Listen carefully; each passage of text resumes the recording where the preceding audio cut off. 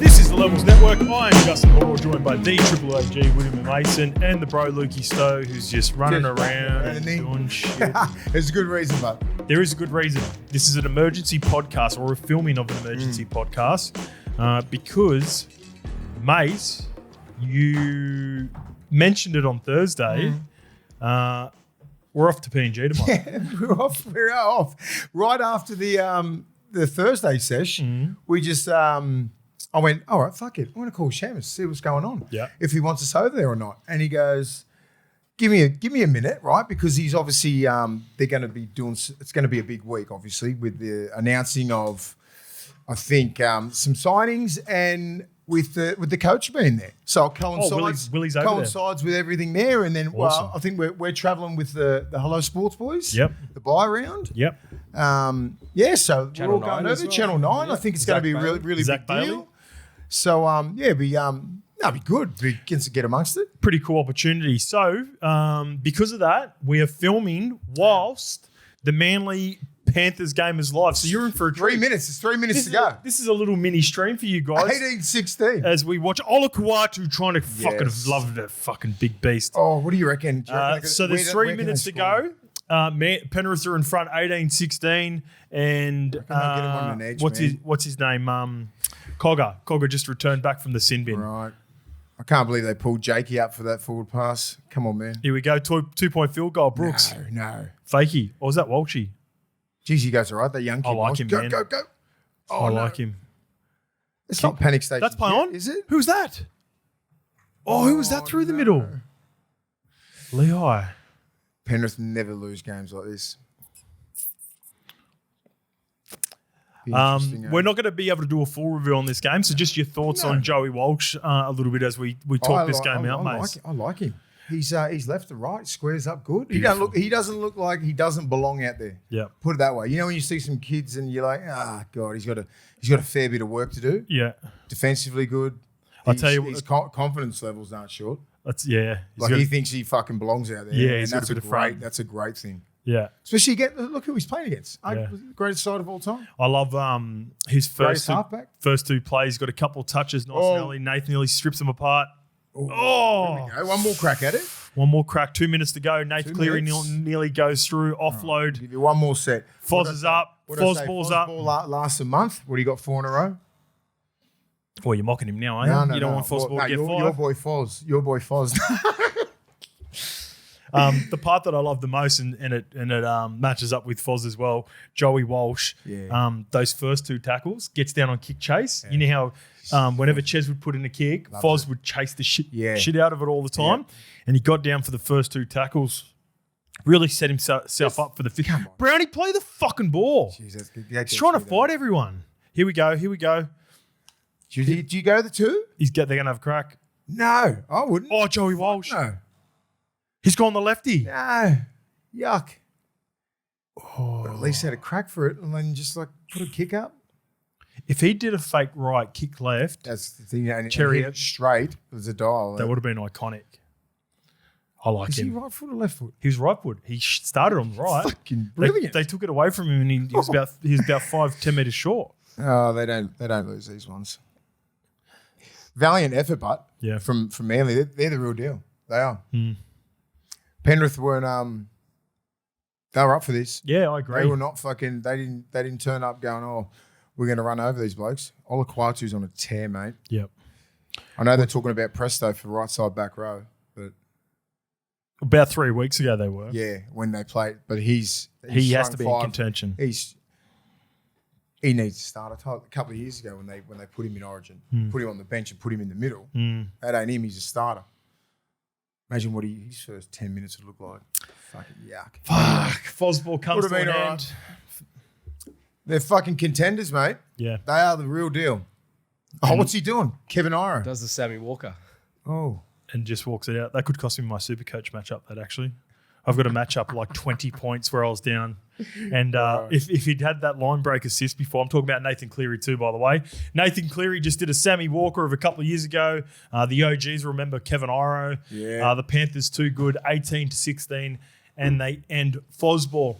It's come in a little bit later, a little bit more rushed, a little bit more flustered. You just and come that in a little light bit is flustered. right on me compared to Is that? compared to normal. Is that? It's like I feel all right. nah, it's that one. That's it. That's better. Perfect. Yeah. How am I looking? You look good.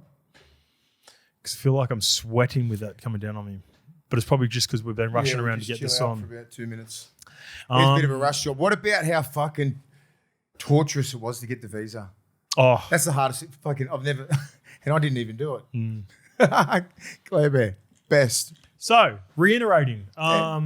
If you wanted to just skip through all that dribble of us doing like a little mini stream, Mace has organised it with Michael Shammers. We're also flying over with the Hello Sports boys, Tom and Eddie and Tobler, Charlie and Jammer from the Buy Round, Zach Bailey from Channel 9, and a really cool opportunity. We, put this together last minute. Couldn't say no. Because it's We couldn't island say time. No. Yeah, proper island time. They don't work Sundays. They're not working Fucking Sundays, obviously. so we had to figure it out. And, So when we come up with on Friday, Shams gave us the nod, and he goes, "We have to get all the visas done by the Friday arvo," and we all got it done, and then it was just pending. So all eight of us were pending until fucking 5:30. 5:30 p.m. on Sunday. This Our afternoon. flight is tomorrow, which is Nine. Monday. You'll be seeing this already. Yeah. Because we're going to drop the podcast at the normal time. So you'll be seeing this and realise that we're already over there, and that's what we had to go through. Yeah, and then we said, "How are we going to get the potty out?" We'll just do it with the review now. So that's what we saw. Just our last game. Review starts now. Yeah, let's get into it. Before we get into it, actually, Lukey was sharing the numbers with us. The merch is absolutely flying. So thank you to everyone who's jumped on board. I can see it in the comment section. I've had people DMing me. How much longer are we going to keep it going for? Let's keep it up until Magic Round, and then Magic we'll Round? see what it is. Yeah. Okay. So they'll start shipping as of tomorrow, I understand. The first Okay, sort of orders beautiful. go out. I want to see a fuckload. Yep. If you see the boys up there at Magic Round next week, we've got a few things coming up that we'll announce on Thursday. See it, Stock Exchange. If you got a Levels iron sharpens iron hoodie on, I'll scale a beer with you. You might judging by the numbers. I I guarantee that they're all Or going a to be at vodka. Magic Round too. We've also got the Dolphins versus Bulldogs coming up this week, mate. So we go over to Papua New Guinea.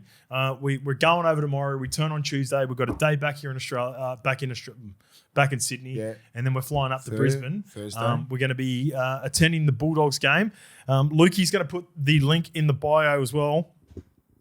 It's a cool little package. We're going to be doing a pre-game live show with Mark Nichols. That's been confirmed. And we've got Foot Locker involved as well. Yes. So Foot Locker are going to deck us out in all kit. They're already sending us some shoes. Yeah. And we have a shitload of vouchers as well for the actual show. So that'll be to do with questions, all that sort of stuff, interacting with us. It's going to be a good hour. Then we're going to have a few drinks together. We've got our own private bar, and then we've got reserved seating all together. So we'll sit down, watch the game, watch the Dolphins. That's pretty smash cool. the Bulldogs, I've never, mate. I've got that one. I haven't been to that. I've trained there once during Origin, Redcliffe Oval. No, it's No, we're at Suncorp. Suncorp. Is it Suncorp? Yes. Way off. Yeah. Have you played at Suncorp I've before? never played a Suncorp. It's totally new. You haven't played any big I games was at Suncorp excited to before? go to fucking to KO Stadium. I wouldn't mind doing a KO Yeah, it's a Stadium. cool little stadium. So- but no, wait. Suncorp all the way. Love So it. for KO Stadium, they have, I think, 3 games a year. Yeah. And they, in comparison to last year, it was a little bit different. They had a couple of games late. This year, they've had a couple there early. Remember they played Manly? yeah. They played Manly, and I think they might even played one more as well. It's be a big game, man. But yeah, it's going to be a huge game for your Bulldogs, Mace, and a much-needed win from the Dolphins, which we'll get to in a little bit. So go and grab those tickets. Get involved. Come and join us. Come have some fun. Bulldogs fans, Dolphins fans, anyone. Boom. I've had a good beverage in a while as well, so I'm looking I'm forward good. to dropping I've the been good. shoulders. I was going to drop the shoulders in Magic Round. I'm not sure how. We'll just see how it flows. Okay. See how All it right. flows. Let's do it. By the way, got this one from a number of shows now. I've been trying to fit this in, but we got time. Mace of the people, I'm calling it. Just everyone just commenting and sending us. You must have saw a lot of people in Raymond Terrace. No, your family, Mace, is just beloved in the area. Don't worry about it, man. Bianca Ma wrote this one in. Ran into. Oh, well, actually, the name's Bianca Ma, but it's Sammy. It finishes with Sammy M. Ran into Willie a few weeks ago in Raymond Terrace. He was playing handball on the main street with 2 kids. I had a chat and told him that I played for the Northern Territory team against him in Darwin back in his Mariner days. 97. His face lit up and he said, 97. I was rapt that he remembered, and it made my wife's day. Does Willie remember who won? Well, you're going to see who's... No, you're going to see the scoreline there. I know. Would you have remembered that? It was awful. I've just been... The weather, I experienced that as a 17-year-old. Yeah. Back to the little strays that Darwin copped. Because as a 17-year-old, I'd never been out of fucking Toronto West. Yeah. Next minute, I'm in Darwin, and I was just shocked at how hot it was, mate. It was like a 40+ at night, humidity. I was just like, wow. No, there's some big boys there. I don't know. They weren't all locals. They were from all around the area, up in North Queensland, everything like that. That would have been a shock boys. to the Yeah, they were big boys. I remember, he thought that I did. And I said, mate, I remember that whole season. Whole 97 was my first rep season. So, yeah, it was great. Anyways, thanks to you for your time. I wanted to ask you more questions, but didn't want to intrude on your time with your people. Yeah. I'll buy you a beer one day, and if there's grass nearby, I'd love you to run at me. Just one hit up. A truly genuine soul and a larger-than-life character. Love the podcast. Keep up the good work, fellas. Just ordered my hoodie. Iron sharpens iron. Thank See, you, you know Sammy. how hot it is? Lukey's got a shirt on and he's sweating. Imagine me in this sweater. But I'm doing this for the people. We're representing iron sharpens iron. Yeah. All right? No, that was nice. All right, let's get to Papua New Guinea. So we've got differing takes around Papua New Guinea. We're about to witness it ourselves. Yep. I can't wait to do that. I can't just wait to get over and see what it's all about, because we've got a couple of different takes on people's perception of over there. And then we've also got a FIFO worker. I feel like I'm rushing everything right now. Don't rush. We Chill. have a FIFO worker who has been... he's been into us a little bit over the last couple of weeks about this, but as I always say, we read out good, we read out bad, we read out people that disagree with us, and we're able to have our opinion back. And if it's done the right way, for the most part, you get an opportunity to be a part of the show. So let's start off with FIFO. They're the ones that come in and Fly out. in, fly fly in, fly out. So some people might know. tradies, mines. Yeah, all the trades that come in, like they come in, they get in there, they come back out. So all right, let's start off with Jack Duckett. Hey, boys, Willie has the whole chief recruitment twisted. It's an easy decision for a lot of young players and older ones really to cash in. Money talks, and Aussies are hardworking and have ticker. Majority of blokes would leave their 9 to 5 to work a FIFO job 3 weeks away and 1 week home just to make 250k tax, where you would work 10 to 12 hours a day with no family, terrible food, etc. In PNG, you essentially be living in a resort, have your family, food cooked, and travel to Australia every few weeks for home games. Young guns on 500k will be pocketing the same as Trell Mitt. I reckon within 3 years, the Chiefs will have the best squad on paper by far, getting all the young guns and pretty much choosing who they want. Love yous. Now, where this is coming from, Mace, is saying, I think he's maybe thinking that they won't be able to, or they won't be signing Aussies, where you just, I guess what you were alluding to was, there's probably going to be a stronger Polynesian influence with the culture. Doesn't mean the transition from being, just say if you're an eastern suburbs boy and you've just been in the system around here, and then all of a sudden you're 21, 22. Yep. You played 2-3 years in first grade. You've never been.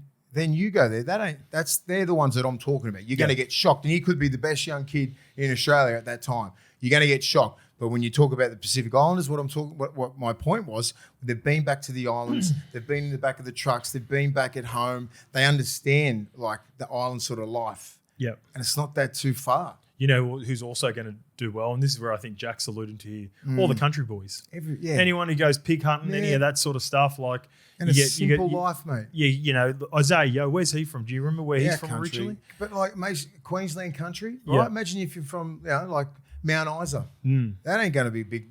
You'd rather be going to PNG than, I bet some of those boys would rather be going to PNG if you're from Cairns and up that way. Boy. If you're from Cairns or Central Queensland, if you're from there, you'd rather be going to PNG than the Roosters. Yeah, I'm telling you.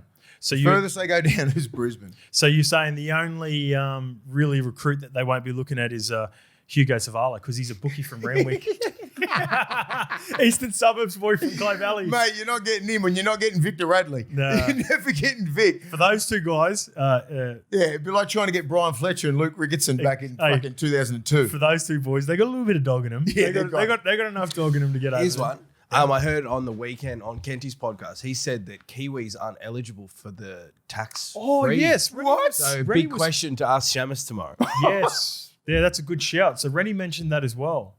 Rennie was, Rennie was sorry, talking- it was Rennie. It was And Rennie. then it was- Don't give I've heard Kenty any I've heard it a fucking- few places. It's been Rennie getting around. Matua? Rennie Are started you E it. still off Kenty? I love Kunta Kinte. It's been a couple of weeks. Yeah, normally right. we drop the shoulders after a couple Rennie of weeks. Matua. Yeah. Yeah, Rennie Rennie said did. Rennie said Okay. it was a Said it, bloke yeah. podcast, and he told me, I forgot Fucking about that. oath. Good point. Good. That's Shams is because we're gonna be doing a bit of a chat over there. Shams is coming on. He's gonna ask. We'll be asking him some questions about that. Put him on the spot. Hope Willie Peters gets there. Well, there you go. Right. So we'll drop this Monday. Here's what we'll do. We'll drop this Monday. Any burning questions that you have, put them in the comment section. Let's try to get the show up a little bit earlier, just You'll be because up of at this 3. reason. No, let's try to get it up earlier because then we can sort of get some questions. And if we have to do an interview with Shamus, we're leaning on our community. Done. Chat, So chat. let's get it done just for this week only, and Word. then we'll go back to normality next week. From the man himself, he said he'd be happy to. Yeah, can't wait. Looking forward to it. Here's another take on the tax breaks. Pardon me. This is from, he didn't put his name, but it is Mika Mart Trading. The tax aspect is from PNG's government side. The Chiefs players and staff are considered employees and based in Papua New Guinea. Therefore, the PNG government grants them a special 100% tax exemption with the support of its rugby league supporters.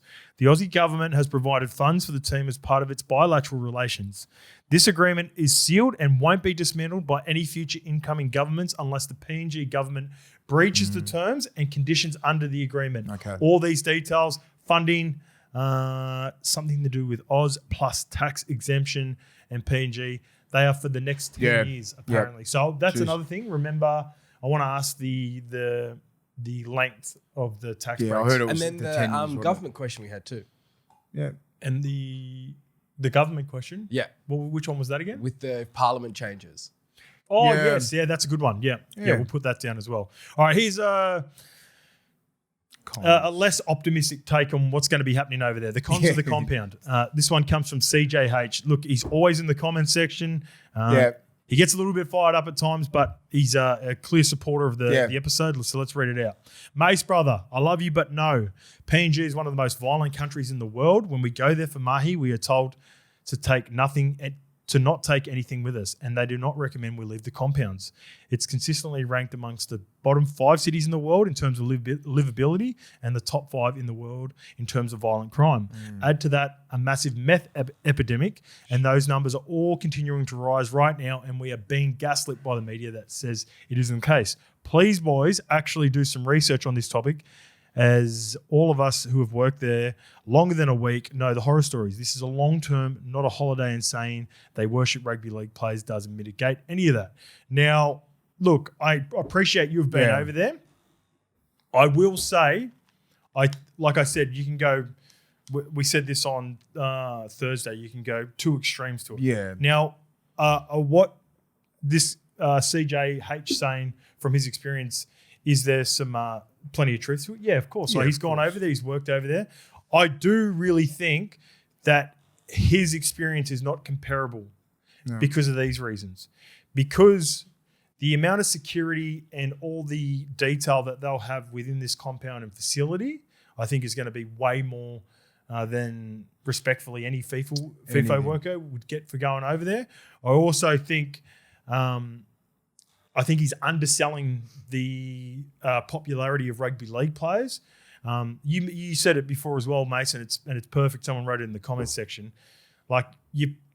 It's the global rule. You know, you fuck around in someone else's country, you're going to find yourself in trouble. So there's no denying that you've got to be. We know all the facts. It's not like I could have come up here and said it's one of the most dangerous cities in the world. I already know that. It's one of the. It's always in that. It's like, but. I'm not going to sit here and just bag the fuck out and look at all the negatives. I don't look at life like that. And I know what they've done. They've done their due diligence, or the New Guinea and the NRL. They wouldn't be putting any players under any threat at all And no disrespect to FIFO dudes, like they're going there and they're just fucking normal people, right? And these NRL players will be put on a pedestal. Everything will be protected. And I get what you're saying with all these fucking stats and livability and all that sort of shit. Fuck, I get it. It's a crazy joint. I've been there before a couple of times. And it's fucking, it's crazy. He's also telling us to do our own research. Yeah. Well, we don't have to do research. We're going to go over there. We're going to live it. We're going to see it. We'll come back to you and let you know what our genuine thing. Like just because Shamus and that's flying us over, this is not like. Yeah. I'm keen to go over there. Ask him decent questions. Find out what it's like. And just really enjoy it as well. And I really do think a part of what Shamus was saying in his presser with Jerome and talking about, they're also like, this is bigger than footy. They understand these things are happening over there and they're trying to make it a better country to live. They're trying to motivate people and give them opportunities that they wouldn't have had before in the past. So, and we'll be vlogging it as well. And we'll be vlogging the whole thing as well. This is bigger than rugby league. This whole thing. It's massive. Yeah. All right, there we go. This one is around the, I guess, concerns we had for Perth. And this one comes from Morgan Basham. Thanks for the content every week, fellas. My go-to week in, week out. I am a triple OG convert after he finished playing, like most who listen. The balance and insight on the show is second to none. Easy fix for the Bears or new teams coming in is 2 marquee players that sit outside the salary cap. Yeah. The first 2 or 3 years for the startup. Fuck, I love that. I think they've got to do something like that, especially to combat. You can't combat what New Guinea are at the moment, but you've got to do something to give these guys a bit of a leg up, to get at least 2 or 3 marquee players and to sort of little bit of a salary cap exemption. Yeah. Not as much on the cap. If you're paying someone, 1.4 or 5 to try and get a player like Cleary, just say he comes, I don't know, someone, Yowie, anyone who's at that level, Harry Grant, someone, you've got to be able to throw a shitload of money at him and it can't be hit on the cap that much. Yeah, so I'd like something. They're just ideas. I just think they should be just something in the first fucking 5 years to get that up and running and make it a place where you're like, yeah, I'll go to Perth. Perth will be all right. They're competitive. You don't want to be like the Western Force or something like that. Like you just get pumped every week. Yeah, not relevant. No one cares. Do you know what I mean? It's just like, mate, you want to be a place. They're only like 5 months away from a preseason. It's fucking happening quick. Yeah. And they haven't filled any. Can you have a look and find all the number of the totality of the squad right now for Perth for us, please, Lucky? And the biggest name that you got there. Yeah. So you know what I mean? You want to. Granted, there's no real big. What big name players? I'm on the website with all the players. Do you want me to read them? Yeah. So the players they've Kit Laliti, Apatuado, Mikolaj Aledzki, Talakai, Scott Sorensen, Luke Laliti, Chris Vailea, James McDonald, Tyron Wishart, Nick Meaney, Josh Curran, Sean Russell, Isaac Fasua Malaawi, Liam Henry, Luke Smith, Emali Bitungane, Harry Newman, and Toby Sexton. There you go. So really, like 5 genuine first graders and then a lot of Super League players, a number of Super League players. This one comes disrespect to any of them, but it's like that. I'm not sure who you had, but that is fucking. You're going to win 5 games. Braith's been involved with some of the Super League ones that have come across here.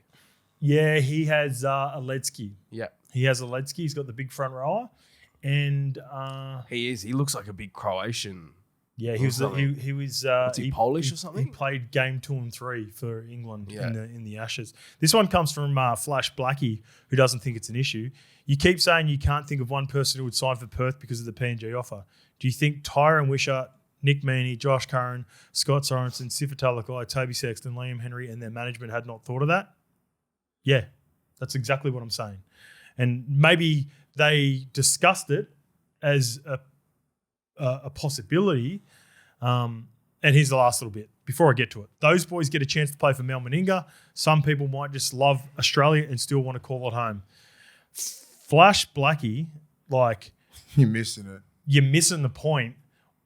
All of these guys are in a tricky position as well because they were actually off contract in this year too. Compared to next year, you'd be well set up if you were off contract. Like these guys can't afford or might not be in a position to have 1 year. And respectfully to all of them, I only think maybe Tyrone Wishart could have got a 1 year deal somewhere. Talakai. Maybe Talakai definitely could have. Sorensen probably could have got a 1 year deal somewhere. Meany, everyone else, they had to take what was on offer. Yes. And until this Jerome Luai deal happened, no one. I can only speak on my behalf No. and some of the circles that we were talking to. Everyone was on the same boat. We were on the same boat, right? Like we didn't. No one was taking it serious until Jerome went over, and now it's legit. Well, now it's legit too because we'll have a look at the Tigers because they've moved swiftly with the money that they had assigned for Jerome. And also, I think understanding that November 1 is going to be chaotic. Yeah, if your players get to November 1, Yep. you're That's a a big good chance. point. That what you said with the contracts and coming off contract. Yep. Right. It's all about timing. They didn't have the time, nor are they at that top echelon to go. Premier I'll give you a players. one year deal, paying Haas, and then I'll fucking sign whatever. Like there's only a unique bunch of players that can do that. All the rest are going, fuck, I'm off contract. Who's the next club? I need a blah 2-year blah deal. blah blah. I need a 3-year deal. Yeah. I can't get a contract on the East Coast. Perth. Yeah. That's it. That's all those players. No disrespect. Apart from Talakai, I'd love to get Talakai, but it's the money thing as well, right? They're going to pay overs for every single one of those players you just mentioned there. Like Curran, right? No disrespect to him. They would have offered him maybe 400. just say 350, 600. You know what I mean? That's what you're going to get. Like Sorensen at the end of his career, good cattle, been in one of the best systems. You want someone in that system, right? Yep. Give him what he deserves. He's been on unders for a while. He Talakai. would have got a Kenny Bromwich type contract. You need those blokes in your team. You know what I mean? Like Liam Henry, he's been in the system. He's probably an outlier, Yeah, actually. he's a young player. Yeah, young ascending player. He's probably the one that, would have Because got good just money. If you're the Panthers, you're a local boy, give you 180, 200. What does Perth give you? 450? Yeah. It's a lot. Anyway, All right. You're way off, Flash Blackie. All right, mates. Mongrel Boots, they are back and they are here for year 3. They are proud partners of us. They've been joining up for a couple of years now, and we love the support. Awesome stuff. Proudly Australian made and owned since 1930. Mongrel Boots is a family-owned business backed by 5 generations of experience, specialising in boots made for the Aussie worker. So, for our Aussie workers, Mongrel Boots have provided a pair of boots every month for the best comment. So, we've gone to the comment section, found this one from Rhino Steel, which is in the name too. He just loves it. He's all about it. He's got mongrel in him. I can see it.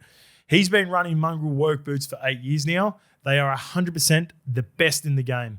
Best arch support for when you're running around like a headless chook. So, Rhino, appreciate that message. You are in the running. We have one more ad read for Mongrel Boots later on in the month. So it's between you and whoever that guy is. Man. They're quality. And we really appreciate the comment section. And So if you're looking to get a pair of mongrels, head to mongrelboots.com.au to find your favourite boot and local retailer.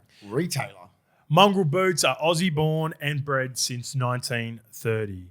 All right, let's get to it. Can I the just Tigers. jump in with some breaking news? It's not Breaking that crazy. news? Daniel Saifiti What do you got? is medically retiring. It's Oh. Fuck off. yeah. Daniel Saifiti today, after that head knock.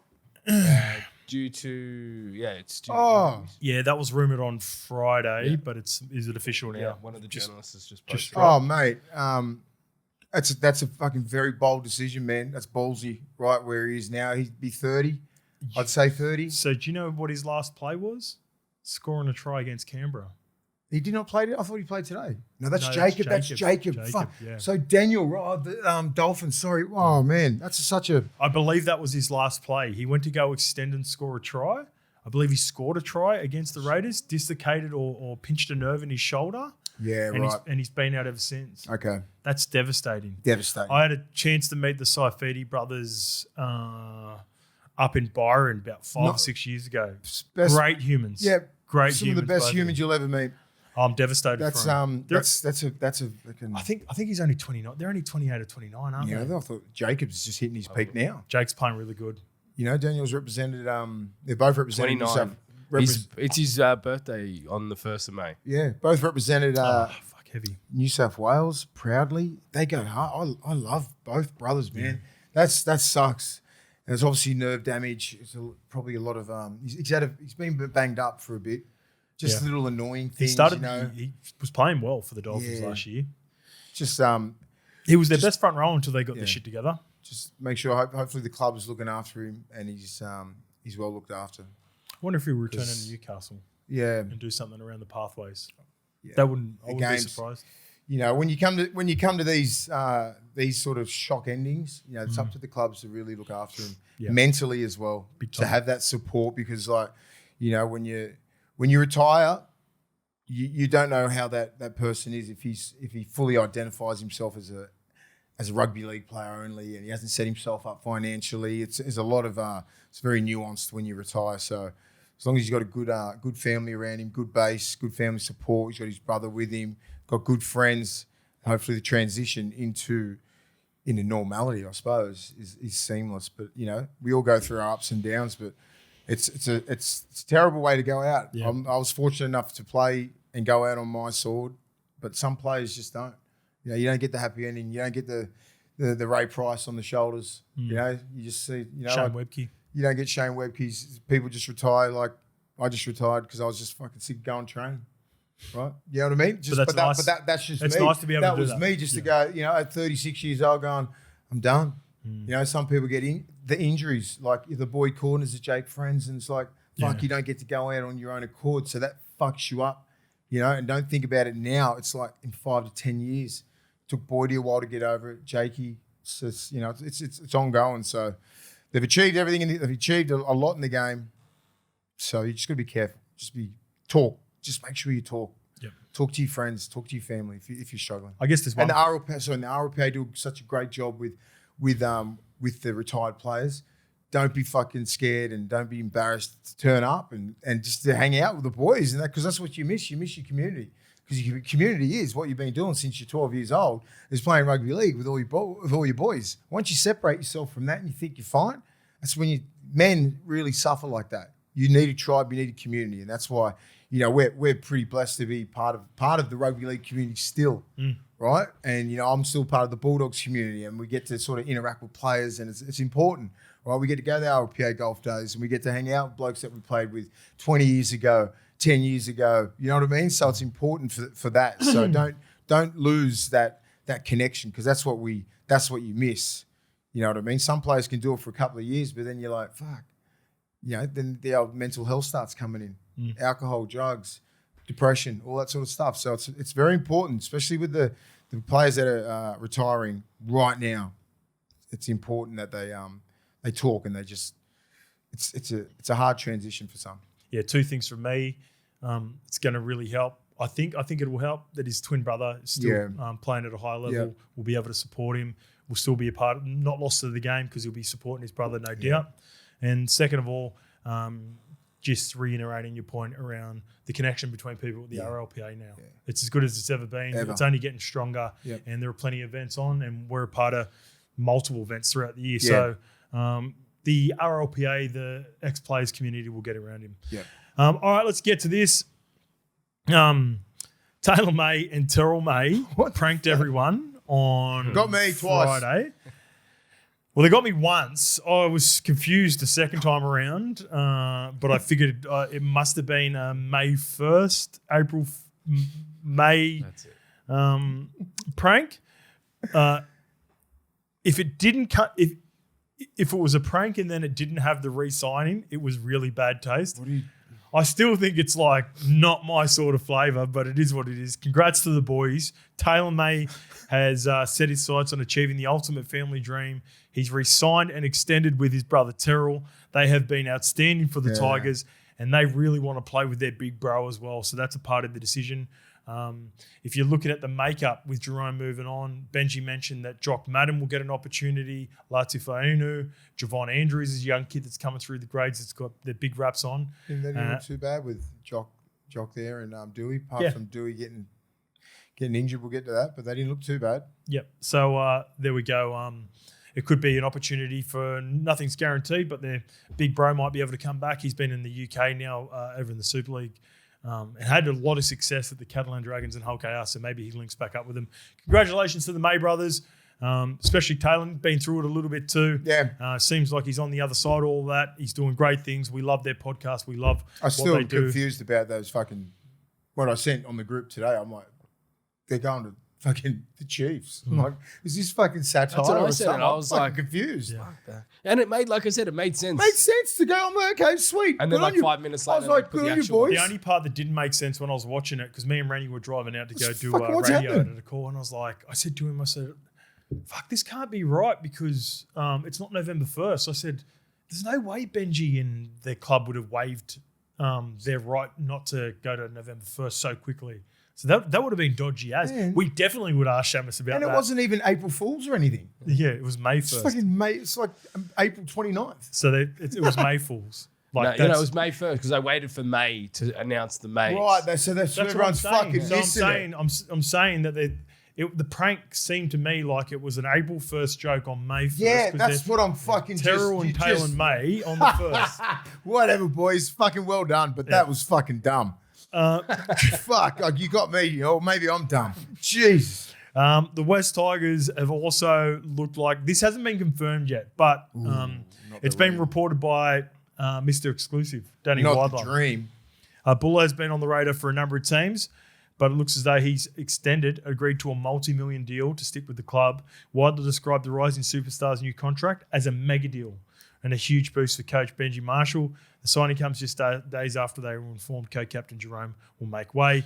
Luai's departure reportedly helped free up money that made negotiations with Buller easier. Yeah, yes.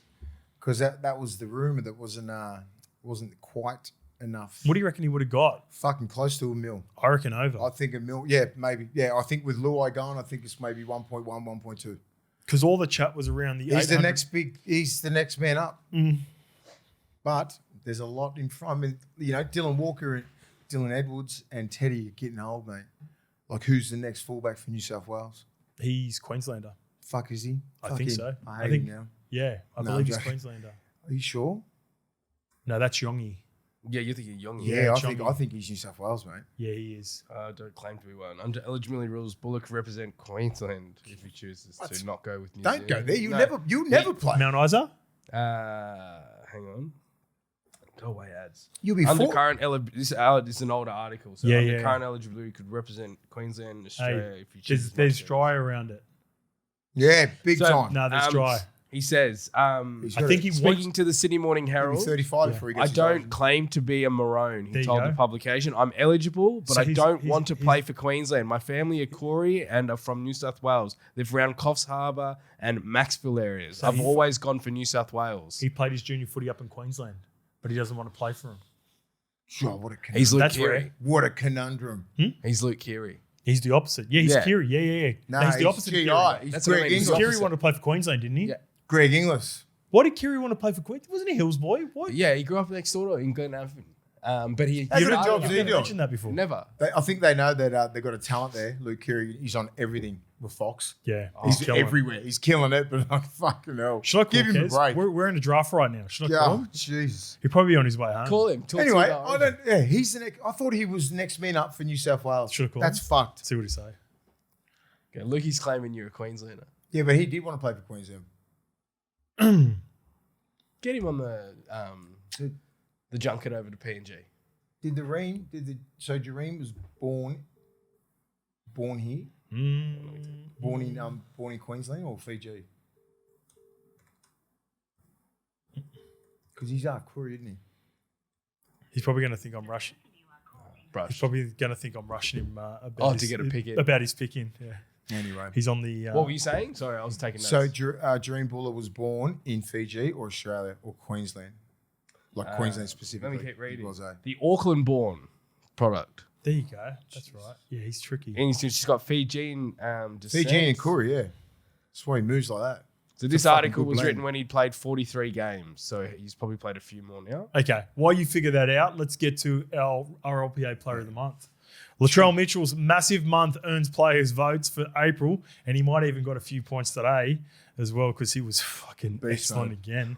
The Rugby League Players Association is pleased to announce Latrell Mitchell has been named as Player of the Month, as voted by the NRL players.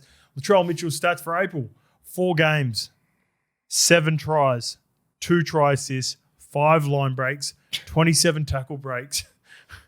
What's that for fucking 27 tackle breaks? 6.5 a game. Yeah. 6 offloads and an average of 135 run meters from centre. That's fucking outstanding. And he beat out some very good talent.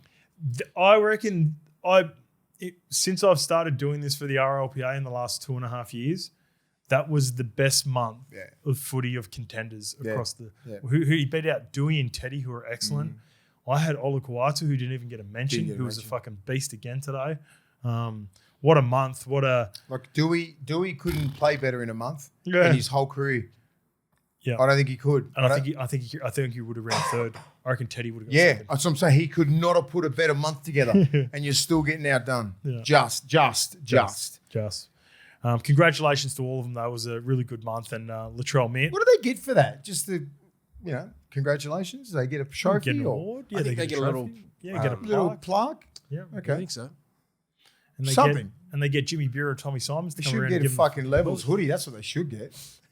We can do that. Fucking hell. I'd rather that than a little plaque. Little Noah's. We'll send Trell some stuff. Well, what are we going to send Reed Marnie?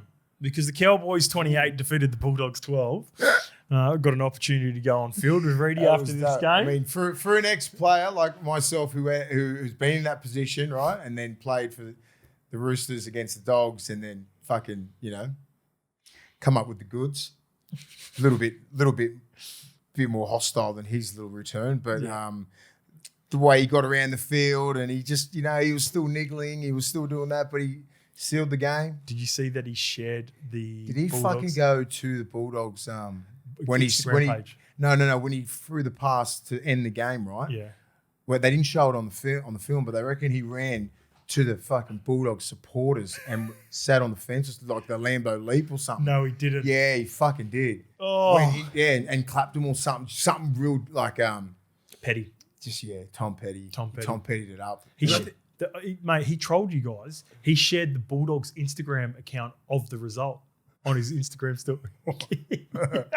I mean, when you're winning, you can do what you want. And if you play good like that, and he well, here's his stats. Here's his stats, mate. Right. 57 tackles, Jesus. 2 try assists. He should have had a try himself, but he got a bit spooked. I think he got a bit of white line fever. Yeah. Thought he was going to just grab it. He tried to move before he caught it, but it could have led to a try. I interviewed him after the game. He was smug. A little bit smug. No, not smug. No. He was playing it down heavily. But I could just see he was saying all the right things. And he had just this little cheeky grin on him after we'd finished.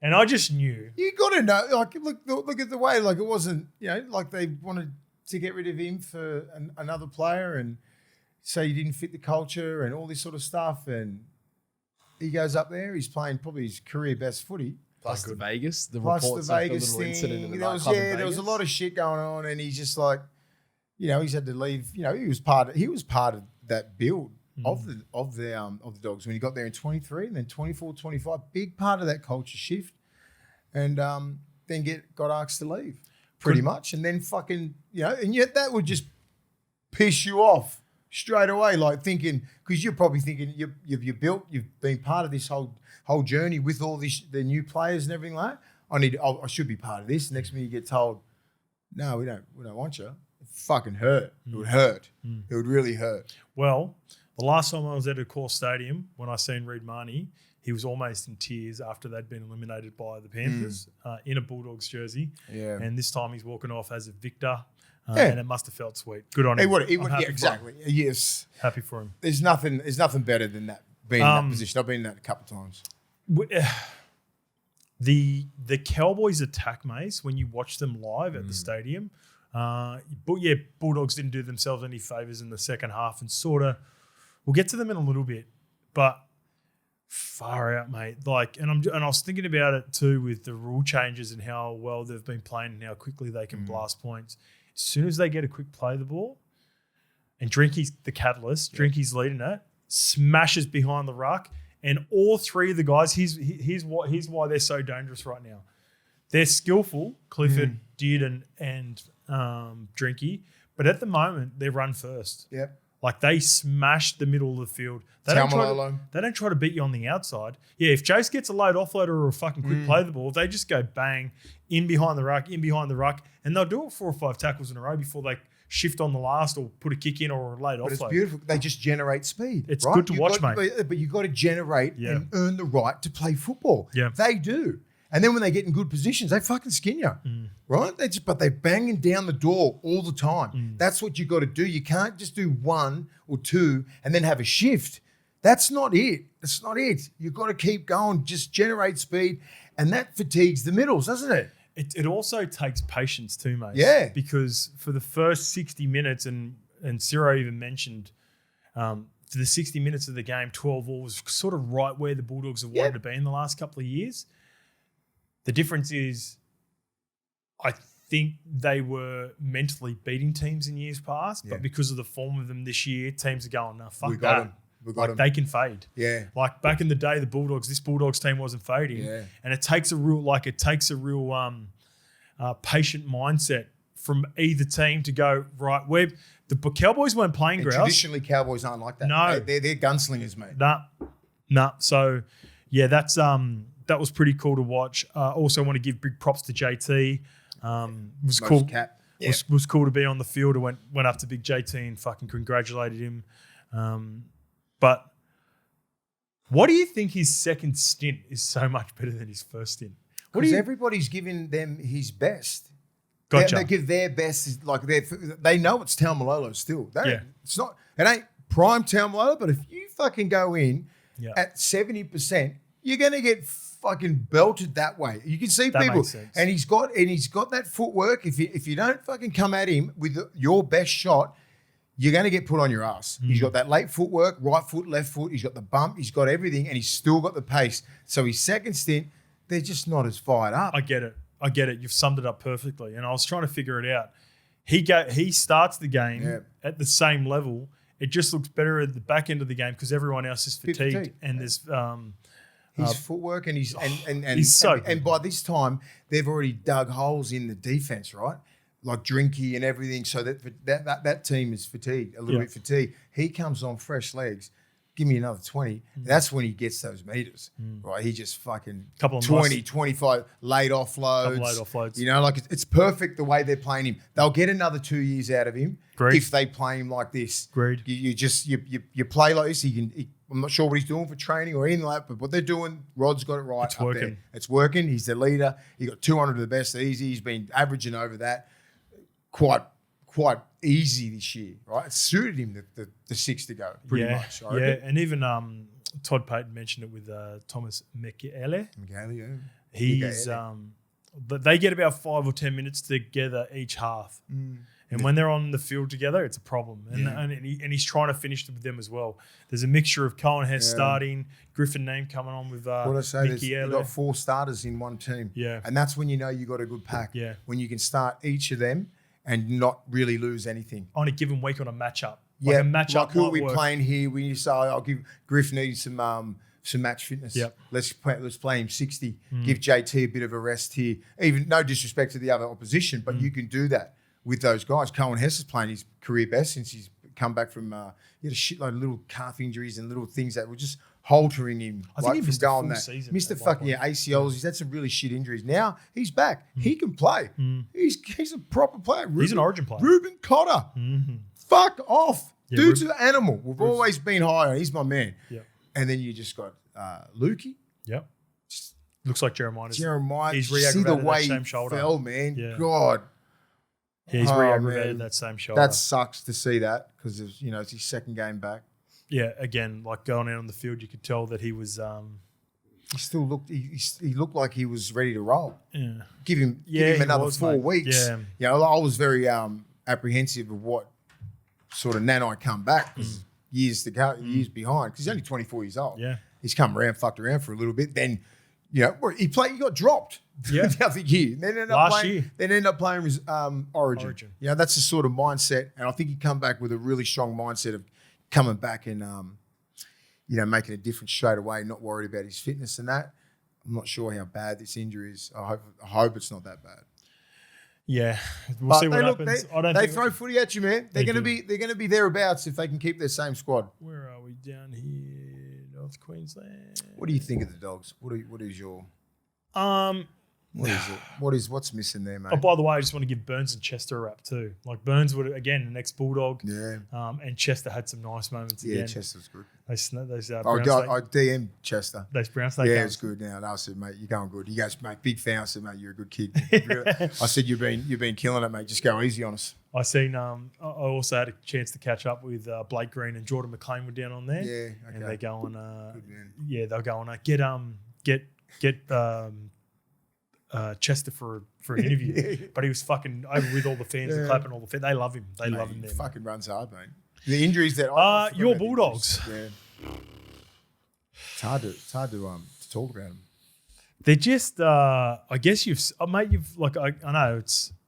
I only really like to give criticism where it's constructive. Like I don't really have anything to I say. don't have the answers. I think you've said a lot of People are saying, God, you got to give it to them. I said, what about? Yeah. Like, we just got to play better.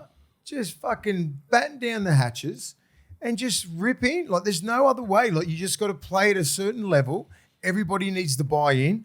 And then you just got to turn it around. The only people that can turn it around are the fucking 17 players that get the privilege to put that jersey on and take the field, right? And just play to your potential and just play footy, mate. That's it. Get a win. And then things just disappear after a win. the weird thing is I agree fully with Ciro. This game was set up perfectly Yes. for you. The first 60 minutes, the Cowboys were completing it at about 65, 70%. The Cowboys are there for the taking. They were a little bit loose. There was one he missed it by a meter, and it was that close. Pardon me. That Drinky was even just like waving it over the goal line. And then I think there was 3 7-tackle sets in a period there where they just got to get the kicking right. That's fucked. That like you've just got to that hurt. You've just got to apply the pressure and look again. It's a part of the maturation process and developing where they're at the moment. But across the board, they need to win. They need to win badly. And heading up to the Dolphins this week, I don't think it's the place because the Dolphins were able to get a much needed win against a Storm team who are in a similar position than your Bulldogs right now, mate. So they're just struggling for answers. They look a little bit lost. As soon as momentum goes against them, it's like, fuck, here we go again. That's what both of these two teams feel like. And that's right now. confidence. Yeah. That's a confidence. A team that is full of confidence, you can see the swag and everything that they got. They don't look like they're going to get beat. When they score tries, they just look like we should have scored a try. Your defense is fucked, right? Even when we're watching the Manly Penrith game here on the way in and we're just watching it, when the opposition scored whatever team it was, there was no panic. Both teams genuinely thought they could win. They're genuine guns. And that's Manly right now. Yeah. 4 weeks removed from not even looking like they were going to get the spoon. So you can turn it around. And the beauty of this, of where the Bulldogs are now, is it's round 9, right? You don't want to leave it too late. No, you need to get it You've got to going. hit some form right now, just before Origin and everything like that. Who they got at Magic string Round? about 3 or 4 games together, you're straight back into the Sharks. 4 to 6. They got You know the what I mean? ocean. They got the ocean coming up. Yeah, they've got a hard run. There's no easy runs. You right, Lukey? You fucking going mad over there? No, you like the ocean. Yeah, Fucking the ocean. Yeah, Billy. Battle on the Getting ocean. used to my new little table. Yeah. Can Bulldogs swim in the ocean? We're about to find out. They're pretty top heavy. All right, let's get to the Dolphins 28 defeating the Storm 10. Again, Cobbo, Hammer, the back five for the Dolphins. I was writing down notes as we were going on this one, and I was like, if those two guys can just remove the unforced errors. Just care a little bit more and just it looks like they don't care. I'm not saying that you don't care, boys. I know you do. Yeah. But it's the fucking lackadaisical, typical, just swag, this would be cool, like loose carry, trying to bump off, they're coming for you because you've got a loose carry, Cobbo. 2 or 3 games. They're going to come at you. They're trying to hit the ball. They're trying to get at you, son. So just a little bit more urgency, because when they run, you can't hit Cobbo. He's like Latrell. When he puts his body on you, I know someone has licked him before. Yeah, he's been getting licked. Because sometimes when he does run, not at his hardest, mate. Yeah. When he's at his hard, no one's touching him. Yeah, he's an Australian winger a couple of years ago. You're right. When him and Cobbo make mistakes, It's like fuck. Sorry, bro. Sorry, bro. I'll make up for it next time. They look like they do not care. And look, they put them. And again, Katoa's been the same. I wrote down Isaiah Katoa. He unforced errors on the last tackle. Simple drop, and or out the back of shape right now for Katoa is so noticeable. I will say, my guy, the junkyard dog, changed it. When he got on and just threw some shape at them at the back end of the first half. That's a different team. When they get back, Plath, Donahue, and Jeremy Marshall-King is a chance next week. They're going to look like a totally different side. I really do think. I'm with you, mate. He changed everything because his skill set and he dominated the ball. He got in there. He was Cam Murray-esque, and it took a little bit of pressure off Katoa. Just straightened up nice. Hits like a truck still. Yeah. Goes at it. Fucking got someone. Jesus Christ. He looked like he's back now. Yeah. Hopefully he can stay fit. Because they're a different team without him. With him playing like that. Yeah. When he first come back, he was underdone. I think he rushed back. We missed 2 weeks after. Yeah. He must have re-aggravated something. Yeah, so he's I like watching him play. They would be, I would say Plath, probably less of a degree Plath. Plath's starting to get his flowers. We've been giving our flowers to Donahue for a bit. Yeah. I reckon they're the most underrated combo in the competition that can make a huge difference for their team going on a big run at the back end of the season. So, yeah, definitely. Marshall-King, I'm not sure what happens when all three of them are back. Just say it's round 16, they're all back and they're all firing. That's where coaching's got to come into it and go, where does Plath fit? Marshall-King will go straight to 9. I know, but like, what do you? Donahue and Plath are similar. I think Donahue's skill set is a bit higher, bit better. I think he squares up a little bit more. I think he's got better leg speed. I would play fucking Donahue at 6 over Cody. Yeah, fuck yeah. Okay, that's a good shout. That's and just have him at that left 3. No one's going to run at him. Yeah. It stiffens, like defensively, it stiffens up that edge. Because Katoa at right 3, he'll bang you. Yeah. He will. Yeah. And then, with Nikorima, you can get at him. Yep. You can isolate him. And if you fatigue their middles, look what happened when they were getting blown out by teams. And you have Cody on the bench as that 14 swing man. Come on. And if anything happens, Donahue can slide into the middle. He can play lock. He can play hooker. And Cody just goes to 6. I like it. He's also said after the game that I'm calling him the final Bostock. He's the final boss, Jack Bostock. Remember last year? I said this, and I heard Joey talk about it as well. As he was our Origin Smoky before he got injured last year and did his ACL, and not that he would have played, but maybe he would have got the Milky Jenkins opportunity last year to go on to camp. And it's awkward to hit. Fuck, he's a gun, mate. Fucking strong. I got a huge rap on him. And Wolfie mentioned in the presser that he wants to play centre and he will keep the centre spot. So I think they've got a big. Their backs are massive. Like they're bigger than their middles, Nelly. Like if you talk about height wise, yeah, dangerous all around the park. I know why you're so high on the Dolphins. I know.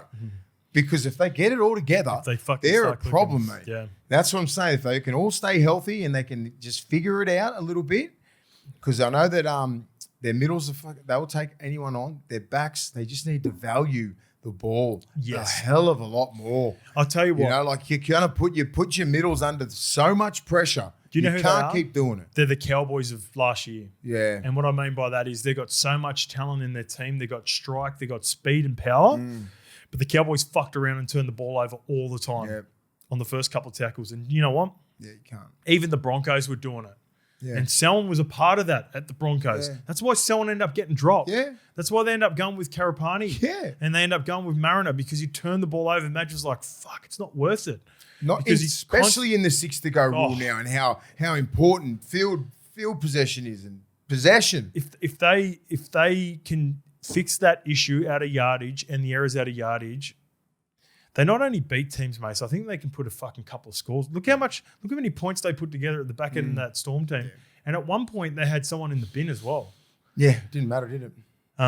Anyway, Finay Fuiaki, he's going to play for Queensland. Bench? I think starter. Reckon? I I'd think have him off. I would 100% have him in the 17, just simply because he can play both edges and in the middle. Okay. He's a fucking animal. I would go. The last year they had Capewell on the left and Ruben Cotter on the right, or Nanai. Those were the options. I would go. I think Who's their options this year? We're going to get that. Lukey, You're going to get. Heel and Lukey. Jeremiah Right, would have been an option before he got injured. He's definitely going to be a player. He's going to play. Bo a part. Formore played a part last year, Yeah, but he he's not played playing one up game, to. yeah. He's not playing up to He's this been year. playing all right last month. Well, he even said it himself before the game. Yeah, but he started the year off shit, but he's been going all right lately. Yeah, him and Tino haven't been happy with their form as leaders down there. Yeah. The Bras a shout. Bra's going all right. Bra was He's a fucking different animal with 8 on his back. I've been saying it for years. You put 13 on his back, he turns into Sonny Bill. Put 8 on his back, he's a fucking Mark O'Mealy. Oh yeah, Britt Nicola. Now, he played good today. I seen that. Oh, he's good. Yeah. Now that he's got his starting spot back, yeah, that's a good shout. Good shout. I don't really care anyway. I'll get to my Queensland team next week, and you get your New South Wales team. Hey, I was going to say, can we make a thing? Because it's going to be the Queensland and the Blues team are announced the Monday after Magic Round. Yeah. They should be doing something on Sunday night after Magic I've Round. been saying that for fucking years, Lucky. Presentation. Yeah, Hey, present. don't do it. Yeah. Hey, It's a missed opportunity. This is our. Go- This is the pinnacle of our game, right? We keep saying about, and it should be like what we've been saying. Like it's got to be a press conference and just like a proper thing with All the the coach and All the players are already there. yeah, they already know they're in the team anyway. Do you want to do a clip so you can We talk should about it, fucking not do me? it. We'll No, announce well, the team. it's been said for 3 years. I know, Yeah. but I was going to be first this year. Yeah, Channel 9 should. Oh, you just want to Channel get in early for Channel, something that was I was recycled. Channel just thinking 9 about it when I was looking at the thing, you know? Channel 9 should have a whole exclusive from 6 o'clock to 6:30. Should be an Origin What about you announcement. trying to give me your take? Do you want to say it? Yeah, because I've already said it 3 years ago. Why would I want to say Yeah, it we again? come up with this idea ages ago. It's like they just don't Say care. it again. Yeah. 6 o'clock to 6:30. Do you want to take your take back? Take your take back. And I'll clip it. I'll take the take back and then I'll clip Oh, that's the best. it. Nah, fuck. I'm all with it, but I obviously don't care. Yeah. It needs to be done. You're right, but it's fucking. I feel like we're wasting Feels like space it's a with lot that of talk hard with work, that isn't chat. This one comes from James Gozzo. Love the NO of this episode, boys. L1 from day one. Would like your perspective on the Storm at the moment? I feel like it's a mix of trauma from Ali and Tui, losing some players, losing 2 grand finals in a row, and now the players are playing with zero confidence. Curious, when you gents were playing in a slump, what would a coach or team do to pull you out of it, outside of getting on another one on the win column? I've been thinking about how I manage my staff and organise off-site events when the vibe is off. Could you see the Storm boys having a trip away, reset, anything like that? Love your work, boys. Yeah. Firstly, not shout out, but condole. Oh, hang on. First of all, thoughts are with Craig Bellamy, and Oh, yeah, because that dropped on Friday, didn't it? and his family. They haven't. They've said it's a degenerate sort of thing going on. We don't know. Degenerative. We don't know everything, but I love Craig Bellamy. He's a good friend of mine, a mentor, and a great human, great coach, and he's very beloved in the rugby league community. So all my thoughts and prayers are going to him and his family. Hopefully they're doing okay. It's tough. It's a tough situation for everyone up there. Frank Panisi was in the presser after, spoke on his behalf.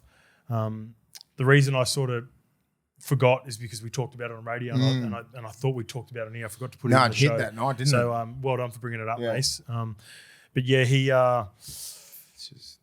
look, I sort of lean on a similar situation that I had when I was starting my career, and I've talked about. I think I said this on radio as well. Michael Hagan was going through some health stuff, Yeah. different issues, but still health stuff, yeah. and the stress that comes with rugby league. It's a big decision for him and his family and the organisation and the club and the players about what's the process moving forward. No matter what happens, obviously he's going to be. You could tell by the support that he's got from not only the rugby league community, the sporting community. He's an iconic person in our country, and thoughts are with him from here, everyone at levels. I will just say, rugby league, you've given so much to the game. Oh yeah. If he has to walk away from the game for his health and family, you got everyone's blessing, Belly. But the thing is, Everyone's. this is what makes him so great, though, Mace. He fucking won't. I think just because he's, and not even knowing him like you do, just watching the legend from afar. Yeah. I don't think he's got quit in him. No, he doesn't. But I think like without being a doctor and medical advice and all that, you just hope that He's not gonna let that get in the way and ever think that anyone would think anything less of him if he decided to just step away, even if it was just for a couple of weeks or a month or whatever. A couple of interims in here, but I don't think. I honestly, just knowing him on a personal level, I don't think he's going to let this one go. I think he'll ride it all the way to the end with the players that he's got, and the players will live for him. Seems like they have to, mate. You know, and he'll be with them. So when you put things in perspective, right, he'd be thinking, it's just rugby league. Yeah, you could tell Harry was rattled. It would rattle most of those guys, man, all of them, because Belly's, what you see on TV is not the guy that you see at training. Well, let's get to a couple of things in the game. Then well said too, Mace. Thanks for bringing that up, mate. Because I didn't have that in the notes. 8+ tackles against the Melbourne Storm this year. And the opposition score, check this one out, boys. Wow, this was on the Fox League Lab during the game, 53% of the time. So if they concede more than 8 tackles, can't fucking defend more than 8. The opposition score against them. That is so un-Melbourne-like. And you could see their desperation was on full display for the first 60. They were working their ass off for each other.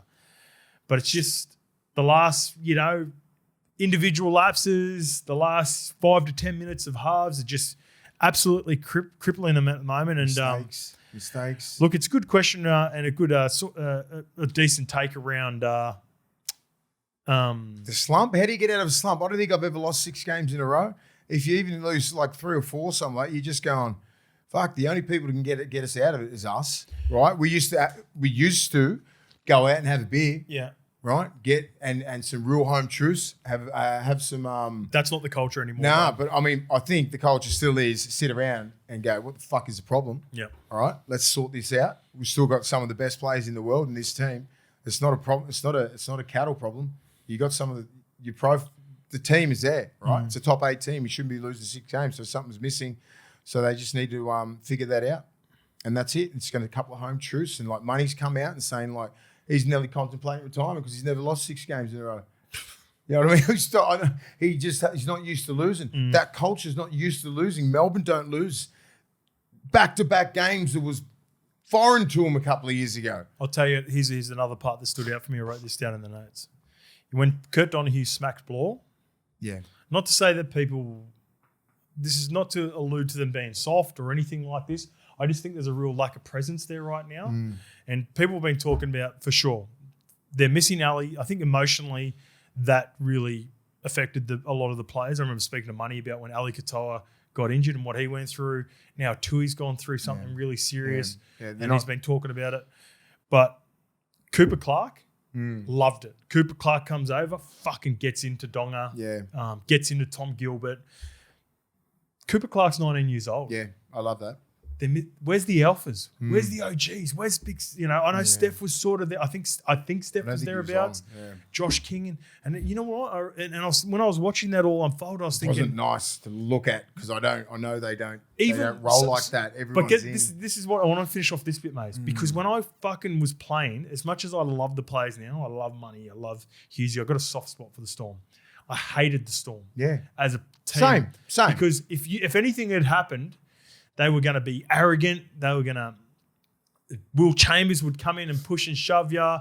The Bromwich brothers, Adam Blair, Billy, Jeremy Smith. They always had fucking like dogs in there that would push and shove, and no matter what the result was like, they'd.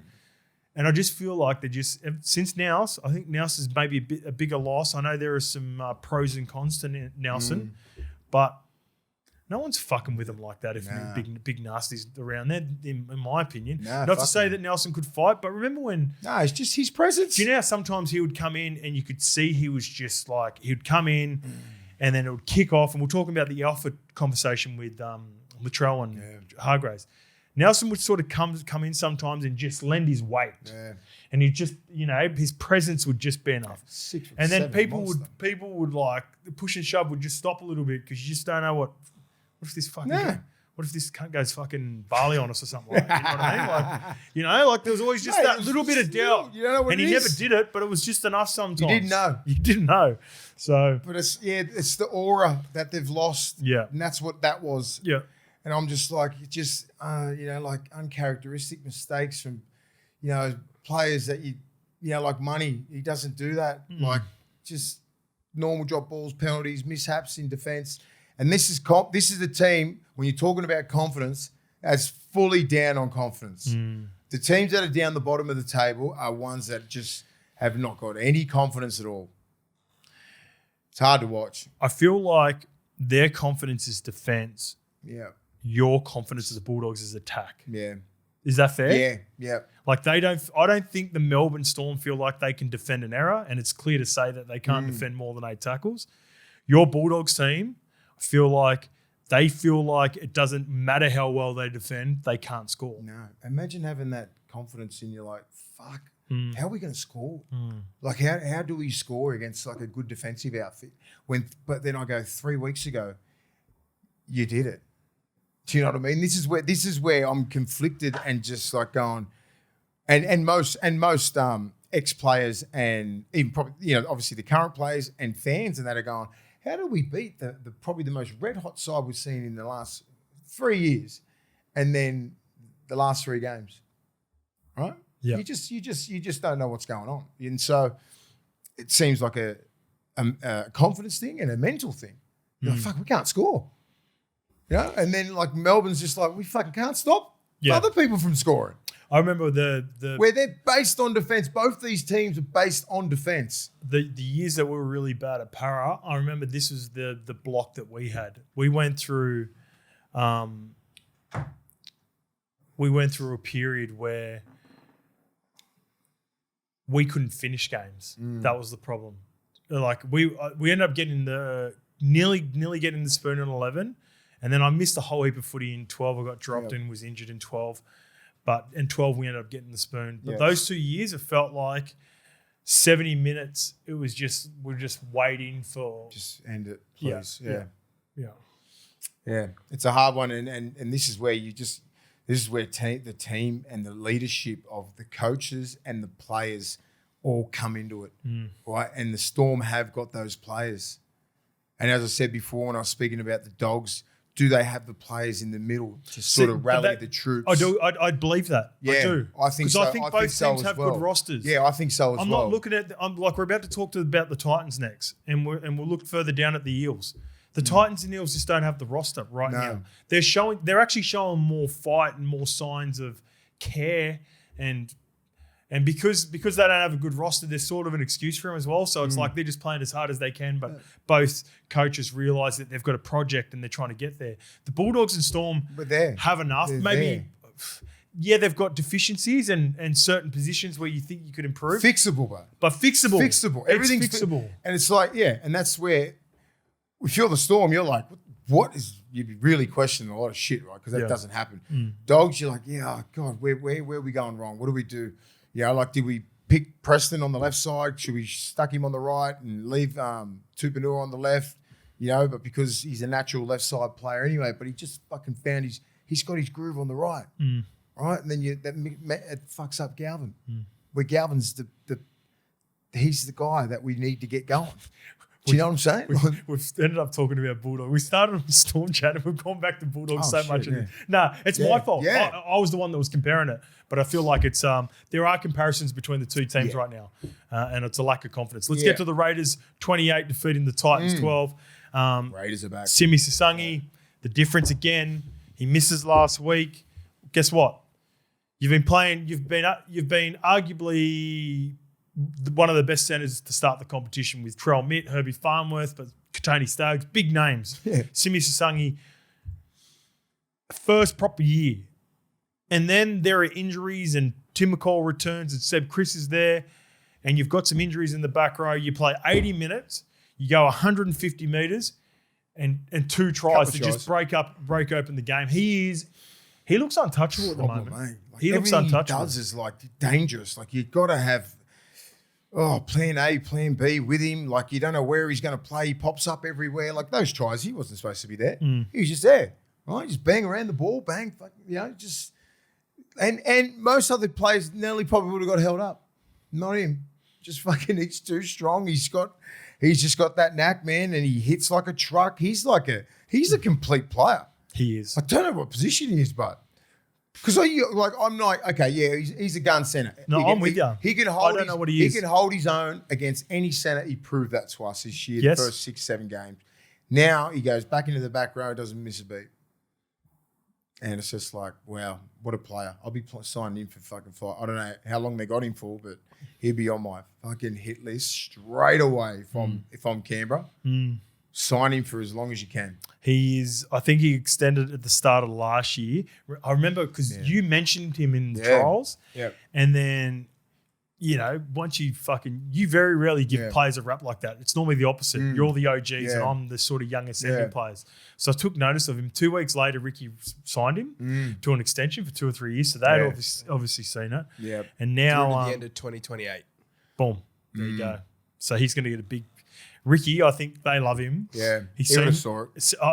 The interview after the game seems like a fucking good dude too. So the other big, probably just outside of Simi, just because of the tries, I thought in a game with unproven halves on both sides of the field, you have the young Raiders halves, or you had Dane Laurie playing 6. He fucking had a crack. He's got a bit of... got some dog in him. Yeah, he's got a bit of front about him this year, right? He's got it, mate. He always has. He's got it. Yeah. I don't mind him, but that little Sanders, mate, he impressed me the most out of any game that he's played. Well, so this is my point. Because I still think Lockie Ilias is unproven, and I think Jaden Campbell's got huge potential, but he's still unproven. He's only 20 he made those two guys who have got more experience than him. He looked like the 10-year vet out there. Yeah, he looked. Yeah. And I was thinking, this is where they were sort of struggling early on, but if he can just kick him to death, put him in the corners like Fogarty was doing at Canberra, they've got enough skill, they've got enough power, they've got enough speed. All the rest of it will take care of itself, because there's even a period there where it was like it was sort of a chance, but like sort of not. And that's what Raiders did last year. They won games like this where it was a bit scrappy for periods, and then you look up and it's like 3 minutes to go and bang, 2 quick tries. Yeah. I like how he injected himself in attack. I've never seen that. And I think that's a part of Strangey being there, right? He knows he's out and he has to run the ball, right? He has to take control. So that's just giving him the range straight away. He's your team, kid. Run it. That's what Ricky Stewart's done. And he's empowered him with that. And that's what happens when you get the tick of approval from a coach like that to say, go out, son, and do what you want. Pretty much get the team around, run the ball when you can see it, defend like a dog, and then just attack.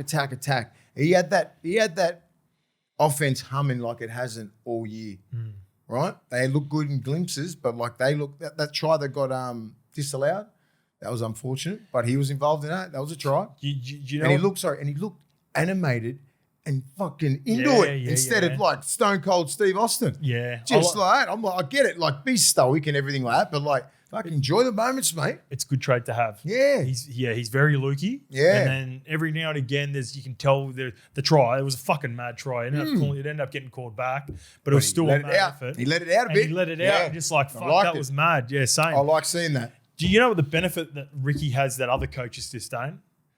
He's like almost, he can have patience with younger players and have more time than anyone else. Ricky's never going to get fired from Canberra. He's just signed a 50-year deal. Ricky, and my thing is, Ricky can lose 6 games in a row. But get an extension. He will stick with the same lineup and give them the time and give them time to get it ready. Whereas pressure builds for other coaches. And if you go, sort of like, not to say that Ciro's in chance of fucking getting sacked, but other coaches, when they go through a bit of a rough patch, they start making some moves, and sometimes it can be a bit of public pressure, it can be a bit of media pressure. Ricky doesn't budge for anyone because a couple of weeks ago I was watching their games going, he's got to make changes. He does. And he didn't. But he made him the starters. Subtly. That's all he did. Subtly He put some people on the bench and then started the other ones and rewarded those blokes. And then that's enough to get this team firing. Yeah, he knows how to get into the psyche of these players. Yeah. And that's the beauty of Ricky. I love that about him because he's such a father figure to these young men down there. Yeah. And he knows how to get the best. I've been coached by Ricky Stewart, and he's got the best out of me most all the time because he knows what fucking buttons to press. And he empowers you, and you think you're the best player in the world. when you're playing underneath him. Yeah. And I can see what he does to, I reckon, Joey Tarpanay lately. Yeah, He's been leading from the front. He's just going, Joe, this is on you. We're losing the middle because of you. And then Joey would take that fucking personal. And in the last 3 weeks, he's been the best forward in the game, on the field in most teams. Yeah, Taps and even the Bra. And then the Bras got told, fucking straighten it up, mate, and just play tough and get your hair cut like a psycho. A red mad mohawk will look good on you, Horsborough. You look good. Ricky did it himself. Sticky goes, get in here. I'm cutting your fucking hair, bro. The Titans, I've been so impressed with the way that they've been building. Yeah. And I wrote down, no shit, exactly what Hane had said in his presser. That's how much of a coach crush I've got on Hane right now. We're so aligned. I wrote down that was a step backwards for the Titans. Yeah. Hane comes in and says the exact same thing. And then I said, you know what? He's been pretty loyal. He might have, this is just things I'm thinking as the game's unflowing. And I was like, you know what? A couple of these guys, they've had a good run, a couple of really bad mistakes. He hasn't wielded the axe yet either. He's been a guy because I know I just use the example with Ricky, but also when you're at the start of your journey, you're able to do that as well because there's not as much pressure as a second, third, fourth year coach. That's when the real pressure starts. But he said, he basically said he wasn't opposed to making changes. Yeah. What do you reckon? I thought their back five sort of ripped in. Their middles were all right. I'm not sure where it went pear-shaped for him. Keanu Kinney looks dangerous as hell. Yeah. I'm very high on him. So am I. Yeah, you always have been. Yeah. I haven't been as much. I was like, I'm thinking he's easily like the first guy picked for New Zealand at one. Remember you were saying he could play fullback? No, my thing was, I was always going, he wouldn't be he's not the first choice for New Zealand. No, so I'm Kalen. Yeah, this is before Kalen. Remember last year you were like Kinney's the fullback. Yep. I'm like, someone else is around there like Shans or someone like that with more experience or put Roger back there. I was always thinking someone else before that kid. No way. My favourite play from Keanu Kinney in this game, 10 minutes to go. They're down by, let me get exactly, because I can see what time.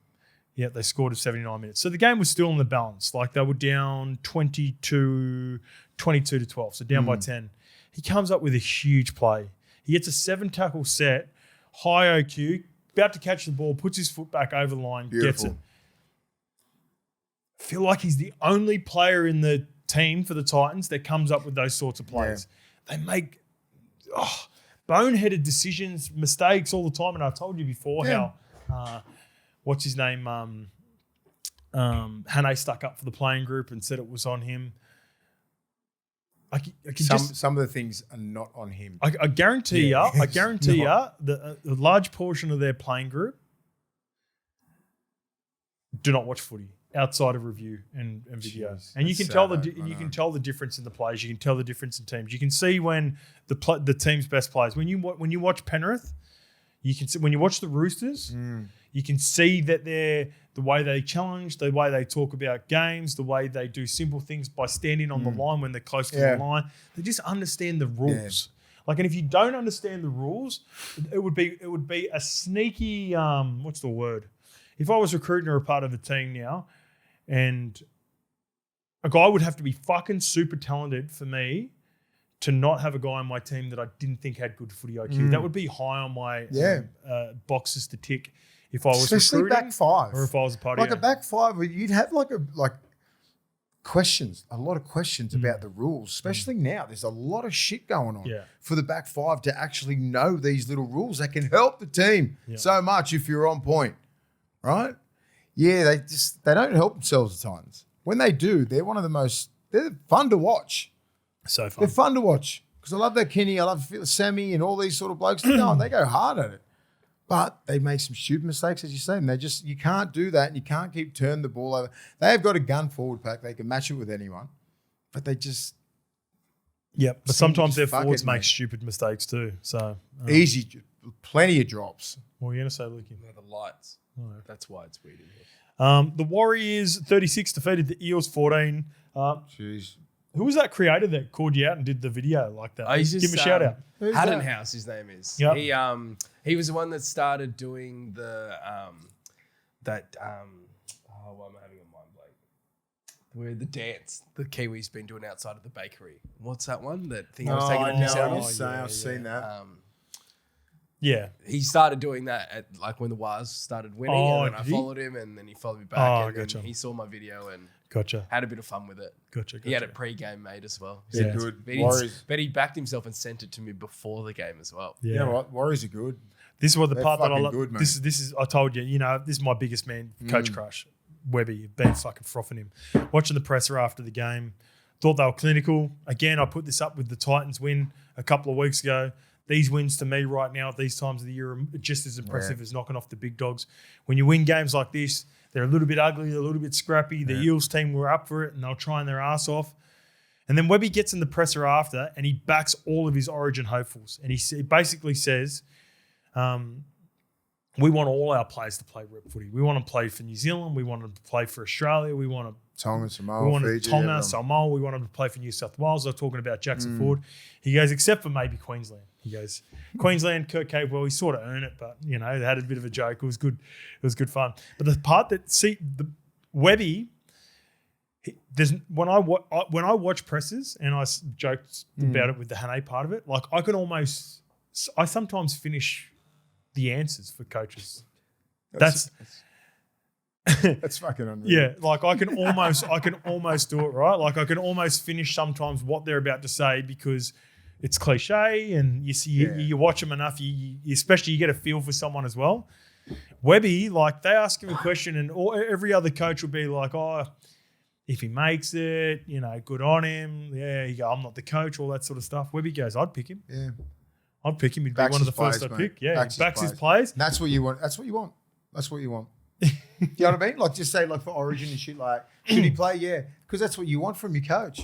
You don't want him saying, "Oh yeah, if they pick him, they pick him." Fucking just give me the stamp, mate. I like the way they're playing. I love it. Aaron Clark, I love the way he plays, mate. He's smart. Just you know what I love? These little tips around C. Just like they pull your pants down, mate. I had my boy Jackson Ford as super coach captain in this one too, so I was loving that little tip like on even late him for a try. just running and just like hitting the hole, go, just getting to B, get to C. The foreman's not pushing up. You got a little bit of diversion out the back, straight fucking 5 meter like gap because you push up because every play they play, everyone's pushing up. I love it. It's not like you're not waiting for the third or fourth play, setting back. Everyone's pushing up. I love it. They all do it. They all do it, the Warriors. Here's what they do better than anyone. So I mentioned the Cowboys part of it. When they get a quick play of the ball, they don't need an outside back to do it or a half to do it. Tanner Boyd's running the ball heaps this year too, by the way. Too, Fuck, he's playing so good. We'll get to the Metcalf bit in a little bit. But if they get a quick play of the ball, they don't. Aaron Clark plays so well and even Fisher's got an underrated tip on. They've got Dimitri running the hard lines, and they just go, instead of like the shape might be on the back or it might have been called, fuck that, play short, quick play of the ball, generate a quick play of the ball. They're a different version of it than the Cowboys. They are. And they run, and if you're not in front, you're going to get, it's a clean line break or a try. You got blokes pushing up everywhere, like Boyd's always around the back, he's always showing up everywhere. So the brand of footy they're playing is outstanding. And I love that 5'8", the way that he tries to fucking smash everyone. I love it. Their outside backs are outstanding. They just run hard.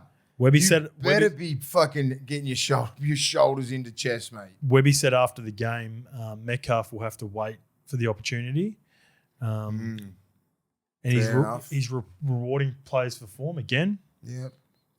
Other coaches don't say that, but he also said it's going to bring out the best in Metcalf, basically, and saying as soon as he gets an opportunity, he's going to be able to take it and he's going to be there if we need him. You could see the nerves on Tanner Boyd and Chanel Harris-Tavita early in this game because it was a little bit messy. Para were up for it. They started the game well. I think Ronald scored the first try as well, which we'll get to in a bit. Fucking can't wait to talk about him. Because the Warriors fans are just waiting with Metcalf on the bench. You could tell that Chanel and Boyd are just like playing with a bit of, like nervous energy to begin with. They dropped the shoulders and they just. But when Tanner Boyd put Lego, that was when Tanner Boyd put Lego away and he scored that first try for, I think it was the first or second try for the Warriors. They just dropped the shoulders, both of them, and they just got into the flow of their game. What a line! So now Metcalf's going to have to just wait. I think he's just going to have to wait. He has to.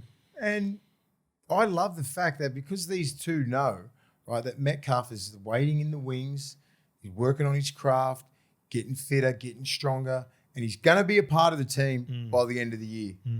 It's just where he fits and where they fit, right? And that just brings the best out of those two. They're going out there just going, you're not taking my spot. They probably know how loyal Webby is. If you're doing the job and you keep winning, you know, like you're gonna get rewarded for that hard work. Because Metcalf, it's not like Darren Lockyer is coming back. He's not at that tier. He's nowhere near that. Yeah. But he's a fucking gun. Yeah, he'll take your spot. It's going to bring out the best in him. Yeah, but it takes the best out of these halves. So they're playing lights out because of the fact Metcalf's just waiting there, going, all right, why don't you slip up? I'll give you 2 weeks. Two losses. Yeah, you're done. Yeah, 2 in a row. I reckon you give him 3. Maybe 2. 3. 2? Yeah, the team's too good. One will go. This team's too good. They're gonna. Yeah, they don't do 3. They're gonna go through the Origin period with, and they should dominate the Origin period. This is where they let themselves down last year. Yeah, that's what got Penrith back into the run. They lost Metcalf. They lost Mitchie Barnett after Origin, and they went on a slide through Origin when they should have fucking rolled through everyone in Origin. Yep, and they got a few. Yeah, but that was hard. Two of their best at that stage. Where are they in the ladder? Second 14 wins. They're not a bad shell for the minor premiership, eh? The Warriors. Minor premiership. Yeah, I know. Minor premiership. Panthers miss all their players during Origin and buys. I'll just see if they're on the major buy rounds. Let me have a look. Go to draw. No, this is going to be important too because this might be might be my first future wager, and we're talking it out together. I'll even go on the tab and have a look at it. Do you want me to have a look at tab? No, I've got it here. Oh yeah, go on the tab and see what they're playing for the minor premiership. So round 12, $22. Round 12, that's the buy. They're playing the Dragons when they haven't had a buy yet. No, round 12 is when all the Origin players are out. So guess who they get? The sorry old Dragons. They're 11. $11. That's a good price, man. I like that price. I'm probably going to have a play on it. Who before else everyone is going to have a decent? They're going to get the Sharks. I don't trust the Broncos. I don't trust the Broncos to get that. And Penrith, they'll lose a couple. Roosters will have heaps out. Panthers, Warriors, good shout. Warriors will have Jackson Ford. You don't know if anyone's going to be there. I'm going Warriors for minor premiership. All right, that's a good bet. Yeah. What are you really gambling with? Free and confidence. It's all automatically. Yeah. But Warriors, check this out. These are the buys. These are the buys because these are the games that matter, right, for Origin. So round 12 is before Origin. They play the Dragons. Round 15, they play the Sharks. Who will they be missing? That's a tough one. That's the Sharks always. They don't lose, man. And round 8, maybe Nickera. Adam. Maybe Nickera. Maybe Adam. Well, that's a big fuck. If Adam's missing, it'll be huge because if Adam's missing, it'll be huge because then that means they'll either get. I think my man Jackson Ford's a chance, Mace. If he keeps playing like he's playing now, I'm just saying. I'm like he's and I'm not going to say he's not, but I'm like he wouldn't be in my 17. Yeah, 19. If he keeps going like he's going, is he in your 23? Yeah, fucking oath. Yeah, he's in my 45-man squad at the start of the year. By the way, really happy for Ronald Volkman. Yeah, what's his story? Great human. He's the one who got yeah. Okay, he got fucked over by the Warriors. Fucked over, I know Warriors fans are going to let me finish this. Warriors fans, he's up. The Warriors, the Dragons, and his management fucked it, and his management all let him down. Yes, all 3 of them let him down at the same time for different ways. Yeah. He had a fucking shoulder injury. He shouldn't have got a release. The Warriors shouldn't have released him. The management shouldn't have asked for a relief until he got a contract. And you know what? If you look at the Dragons and what they've been through, remember like they were he'd be looking all right there. Bad karma now at the fucking Dragons ever since they sort of fucked him over with that. They were supposed to sign him because he wasn't going to play for the rest of the year, which is understandable, but it was more the management's fault, to be fair. Management fault. I'm sort of just remembering it, but who gives a shit? That's Ronald what I was thinking. Back playing good footy. Yep. Jonah Pezzett returned to New South Wales Cup this week. Mm-hmm. So he could be staying there. I just read the match report on Cumberland Throw now. as you were talking. There we go. So, The field goal. They were up 40, but did he have a big game? Did he? he's fucking mentioned a hopes so. lot. It's He's reserve mentioned a lot. He's a class player. It was rough. What happened to him a couple of years ago, man. Like this Para team, like I said before, number of young guys, nothing too much really to take. They had a crack, man. Those injuries just fucking ruined it. Like Rolsey would have been thinking, we could have a decent crack this year if everybody is available. And we're playing at a high level. How the fuck is Dylan Walker still playing? Dylan Walker nearly got killed last week and he still played. That's how tough that fucker is. And he got fucking hit again. Who got him? Was it fucking Valmunga? Someone got him off the kickoff. Oh Dimitri God, off the kickoff. yeah. See that late footwork when you catch him slipping? It's the worst fucking mate. And that's what they should be looking at him going. That's inspirational. Because he should not be out there. Matt Dury's been doing it for a couple of years, but he's out at the moment. Moretti's a tough little bugger, but undersized. Defensively makes some. He's still a rookie. He's the one who turned in, and it's a little tip, and like he's still got a lot to learn. It's because he's max effort, Mace. Yeah, he's got balls. Saxon Pryke off the bench. He's a fucking goer. Yeah. They got guys that are undersized right now, and they're just fucking go hard. What does Rolsey do? I don't. He's got to play. What about like the Ronnie Volk situation, right? So he's playing all right. He's still got a contract next year. Yep. Jonah Pezzett doesn't. Well, Do you do what he did with Dill last year, sort of thing? It's a tough one. I think you go back to Pezzett. I think Pezzett's got a high ceiling. I think you need to win. Or he's going to get leeway for this year, but that is going to be dependent on the results. I love Jason Rolls. I think he's the guy to get the job done. But I also understand there's media pressure, fan pressure, all that starts to build up. And then people start second guessing stuff. That's just natural. Start going like, why would you put effort into Pezzett when he's leaving? When Volkman could be a future, 4 or 5 years. I don't think that's the problem. I don't think Volkman is a long-term answer for him. You don't think he is? I think Lorenzo Talentina is. Yeah, okay. And I'd like to see more of him. Apparently, he's been carving up in Cup. So if they were to go to that direction, I would want him to go to Lorenzo. And unfortunately for Ronald, go with the hot hand now, but you just got to stick with Volkman, right? Yeah, maybe. Yeah, I guess so. He still got beat. He was clearly their best. Yeah. Yeah, in the same way that you were saying it with the last game. Yeah, like he seems like he's having a crack. He's scoring tries. He's attacking the line. Like I like it. He plays eyes up footy. If you're slipping, your shoulders are out. He's going straight back. All right, let's get to the Roosters 38 defeating the Broncos 24. This was the litmus test. Got scary. They used it, eh? Shout out to the Sydney Roosters media page or social media page. They used this. Mace, did you see that? No. I knew you would. Here we go. They looked all right, man. We got a bit of coverage across the. Yeah, we're getting there. We're getting love. there. People understanding what we're about. 30-0. They're seeing all the clips. Yeah, we're getting schmoozed by P&G. We're going on everyone's Instagrams. Loving life. Yeah, they're using our clip. What, the Cowboys? Who else used it? That was Donnie Watkin had a little say in that. Oh, did he? Yeah. He's been helping their media guys out. I saw you on TikTok opening a pack of cards at the game the other day. Was I? You opened a pack of footy cards for a guy in the crowd? He's just doing a series. What for? I was like, what are you doing? Yeah. Guess, can you open them? And they were filming it. I was like, what the fuck's going on? Yeah. So, I didn't know why. I said, what's going on? I just opened it for him. Guess, thanks. And fucked off. He did Tommy Chester as well, I saw. It just comes up on the algorithm. Footy cards are having a real comeback. Well, they should, man. Yeah.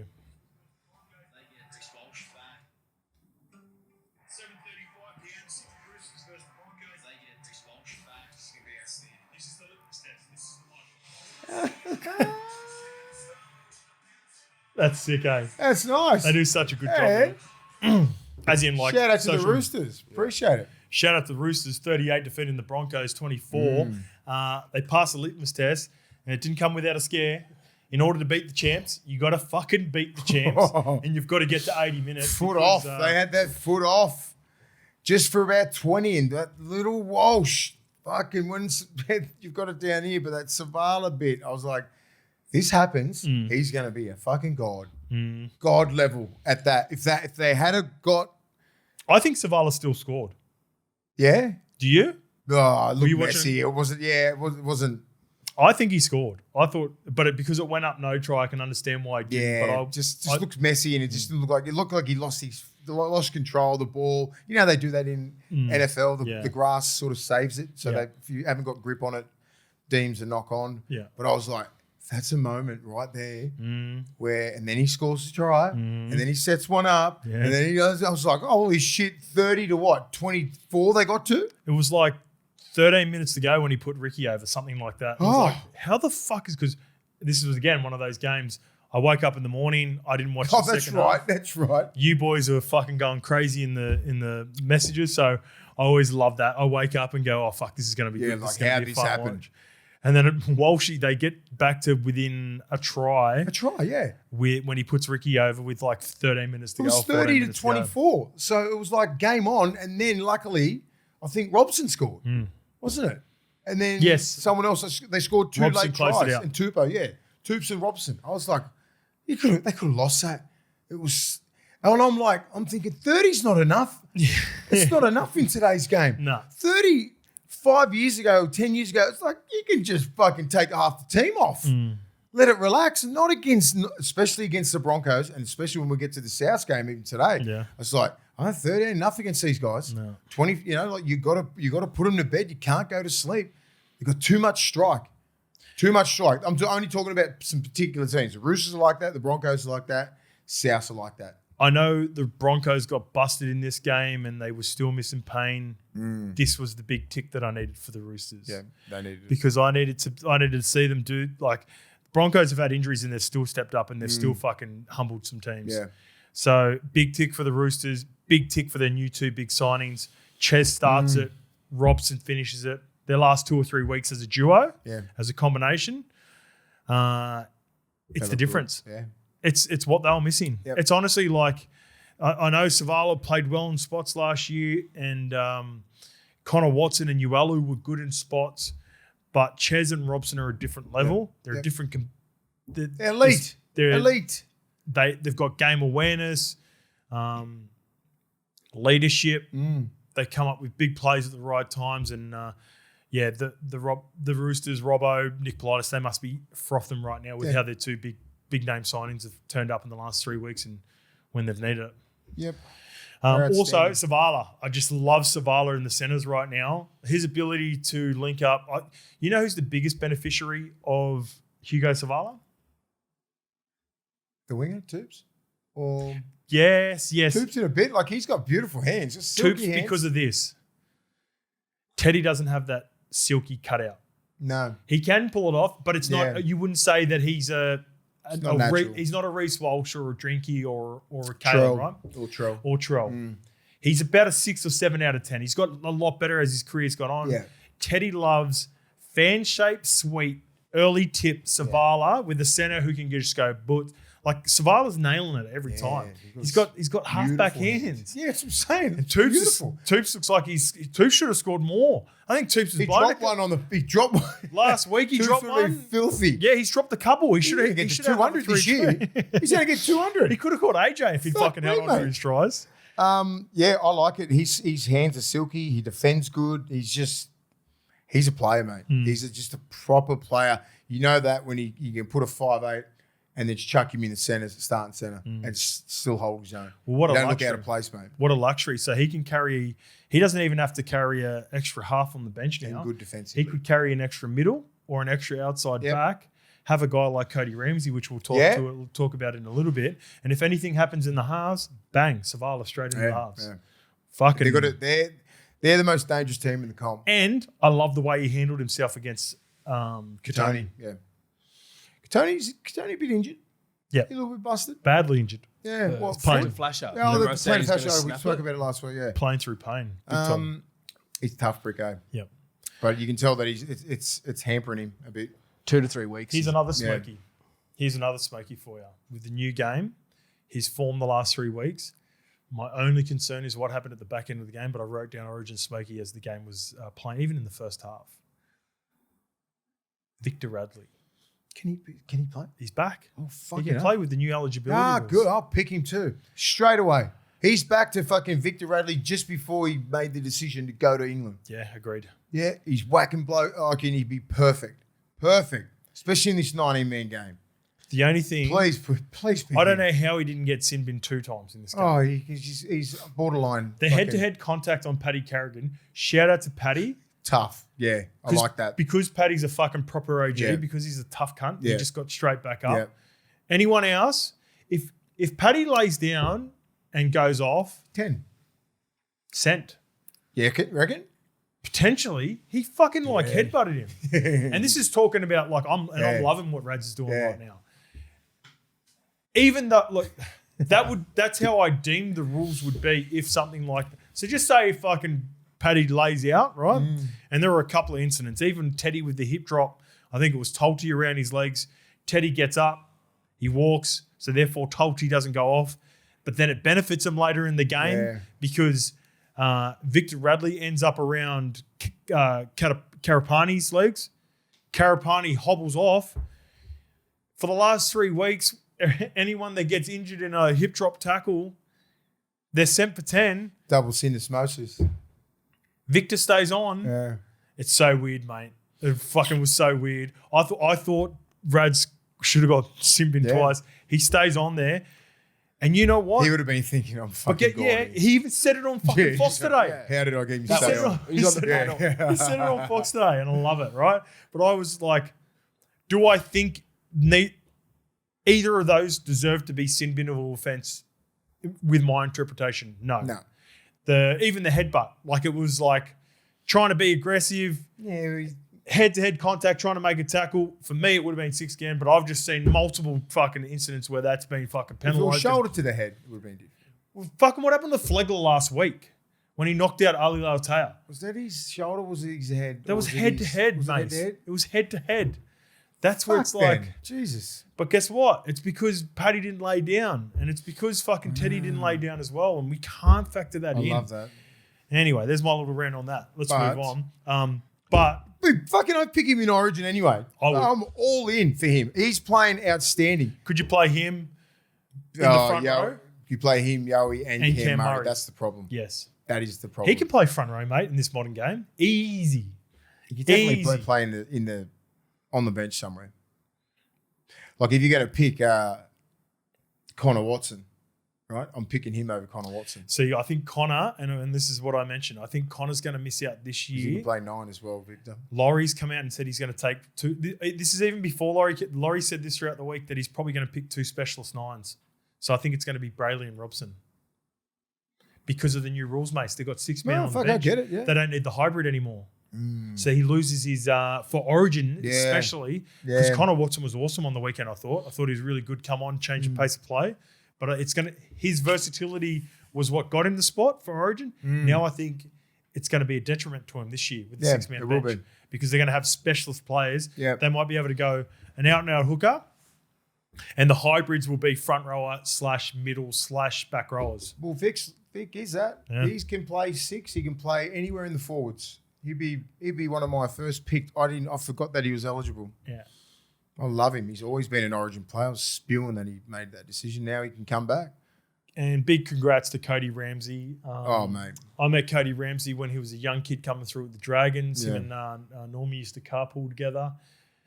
What a journey he's been on.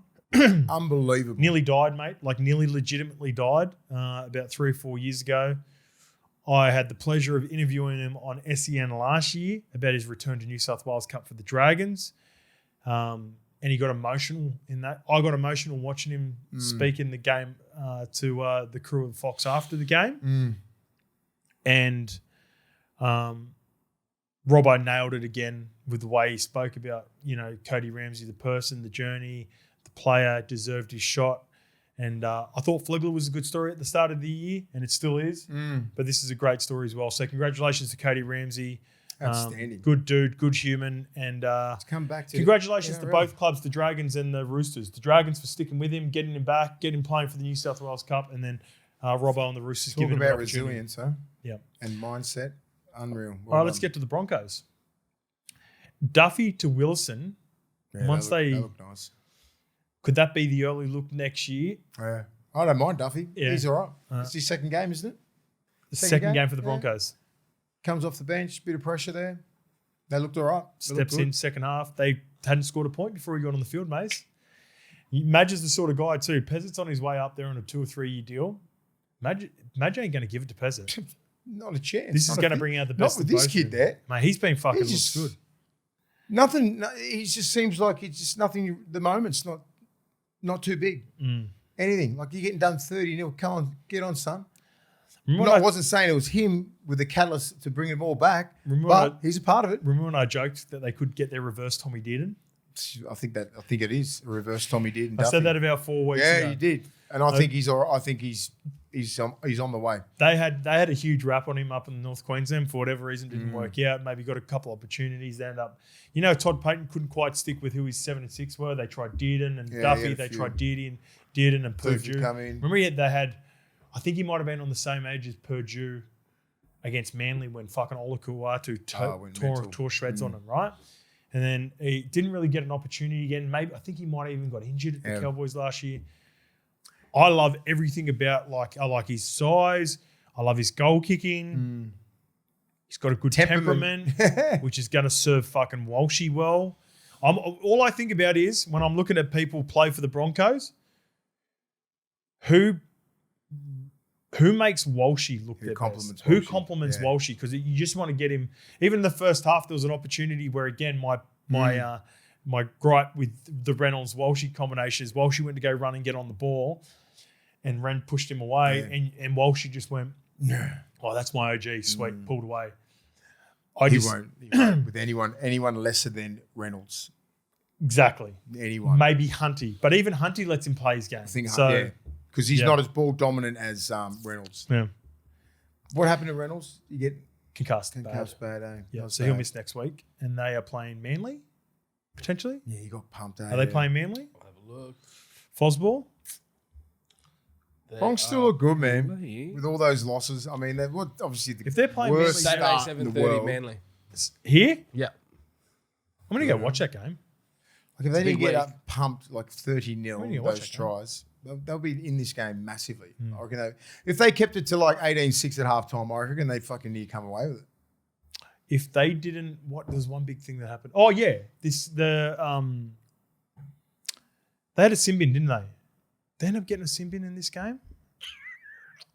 They got a few injuries. Nah, it was either, I thought Radley should, one of their players got sin bin, didn't Yeah, they? Katoni at the end of the Tony game. got sin bin in the last 10 minutes. That's right. What for?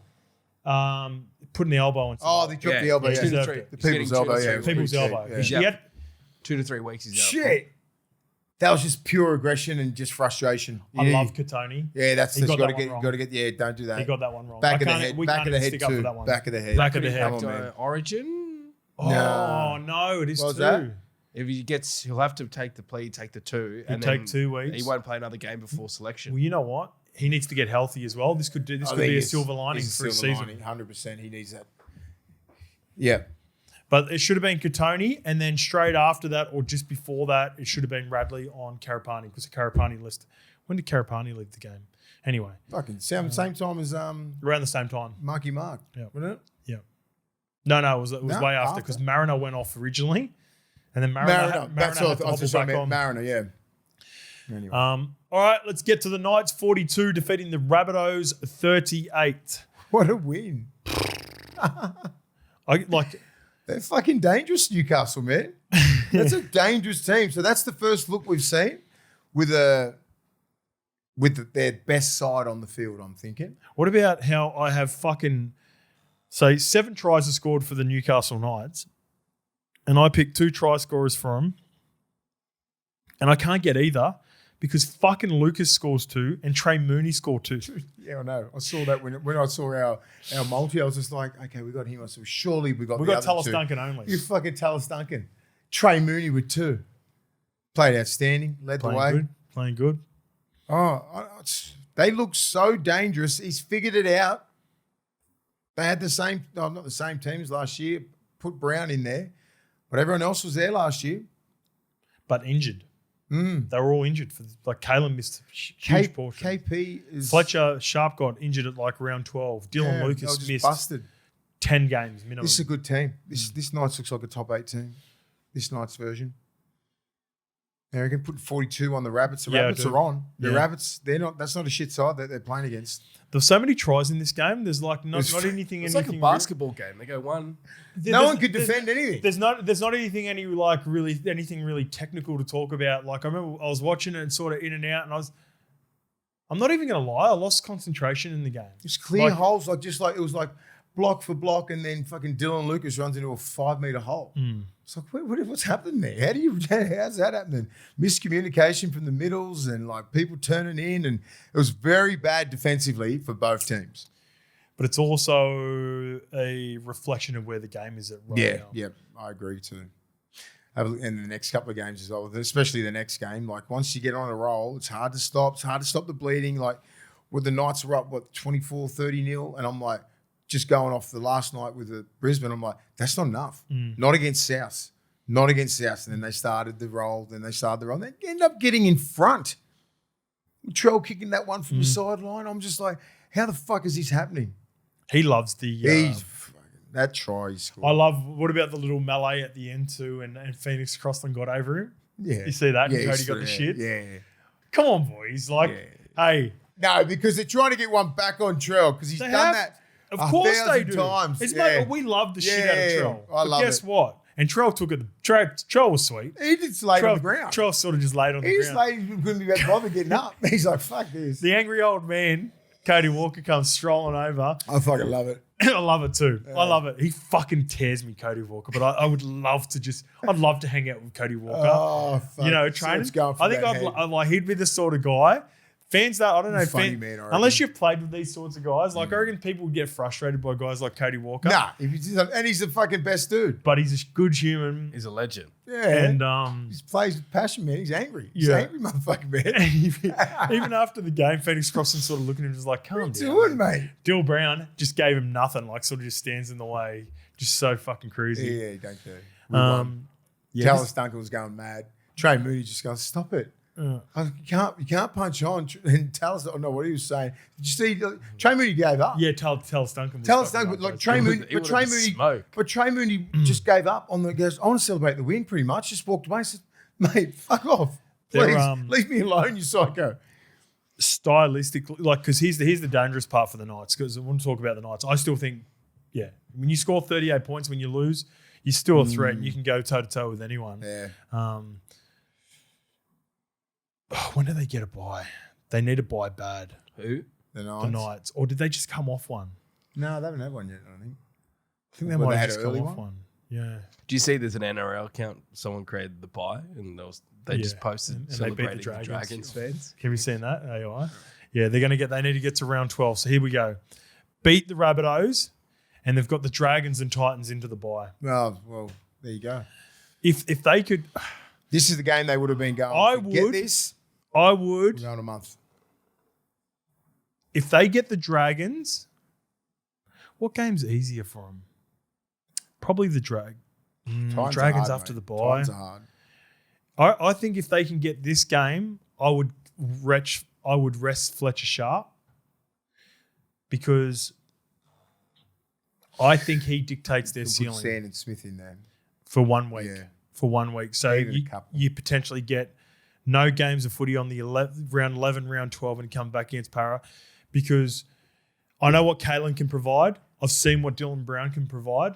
I know what level they can get to. Their ceiling is determined by Fletcher Sharp, I believe. Yeah. Yep. And if They he looked outstanding.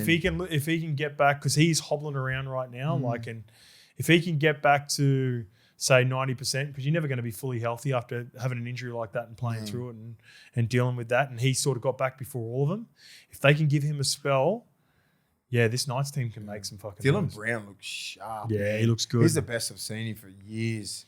He looks fit, motivated. Like he's just like, give me the ball. Yeah. You better come with it. Like his ball skills, like they just looked, they nearly looked unstoppable for a moment there. Like the Rabbits were just like, what the fuck is happening? The amount of ball movement that was happening, right? Yeah. Fluky dying. Yeah. You're right. Oh, sweet. The amount of ball movement that was happening from both sides, and just the amount of attack It's hard. It was hard to defend. They'll throw them decent shape all the time. Yeah. You give both these sides a good pitch on a Sunday afternoon. That's exactly what I expected. I didn't expect a fucking defensive. I didn't get a good look at the Sharks 52 defeating the Tigers 10. Sharks. I was doing our visa, as you know. The Tigers. Claire Bear was doing your visa. I was doing my visa. So I watched a bit of this. I was in and out, but the Sharks, they just executed everything. Like they were on fire. They that first half that they played against the Roosters. Yep. They did that for 80. And the Tigers were up 10-0. Every time were they? Tigers were up 10-0. No. Was Teague it? Wilton scored first. Because I remember watching Teague Wilton score, and then The Tigers were winning. Were they winning at one stage? 10-6 or something. 10-6. And then bang, 52. When Taylor May, because I seen the Taylor May tries as well. They felt like Kale Hero was going over every fucking. So the people, remember we went through this game, we went, oh shit, the injuries. That's what's going to fuck them. The guys that come in for the guys that were injured got absolutely shown up. You know what I mean? Like Hero, the left centre. What happened? I got my super coach. Yeah. Yes. So everybody that come in. Oh, Kawatu 108. Cleary. Sorry, Sharks fans. Sorry, Tigers fans. Oh, no, the Sharks fan is just going. Yeah, I know. Yeah. Sharks, they executed everything. They ran hard. They were hitting good lines on the edges there. The halves were on fire. Yeah. They just played outstanding. I seen Brayley put in a couple little kicks. Brayley nice was too. on Got one fire. for Everything they touched. Nico intercept. I seen Nico intercept. Everything they did. Like, and the Tigers, they were up for the fight in the first sort of like first half. They were still in it, but the Sharks just didn't stop scoring. It was a clinic by the end of it, and the Tigers were just done. They were just That's defeated. right. I seen Dewey did his shoulder. Dewey scored a good try because they looked really sharp. Yeah. And then once he did that, it took the juice gas out, man. Like they just went off. They're already missing Buller. They're already missing Kai Pierce-Paul.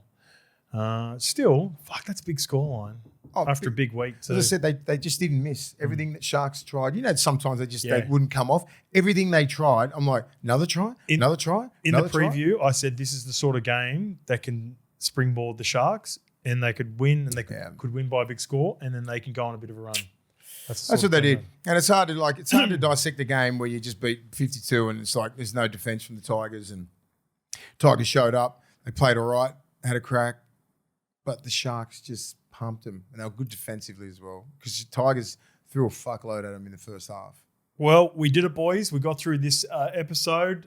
We're here. It's 10 o'clock at night now in the studio. We do this for you. I'm usually in bed. The last couple of games was not our best review. It's because it was a rush day today. There were visa stuffs happening. I didn't get to get my notes, listen to the coaches, all that good stuff that I like to do. Doesn't matter. That's for this week only. We're going over to P&G. We're going to see what it's like over there, and we're going to potentially get a couple of interviews with Shamus and maybe a couple more.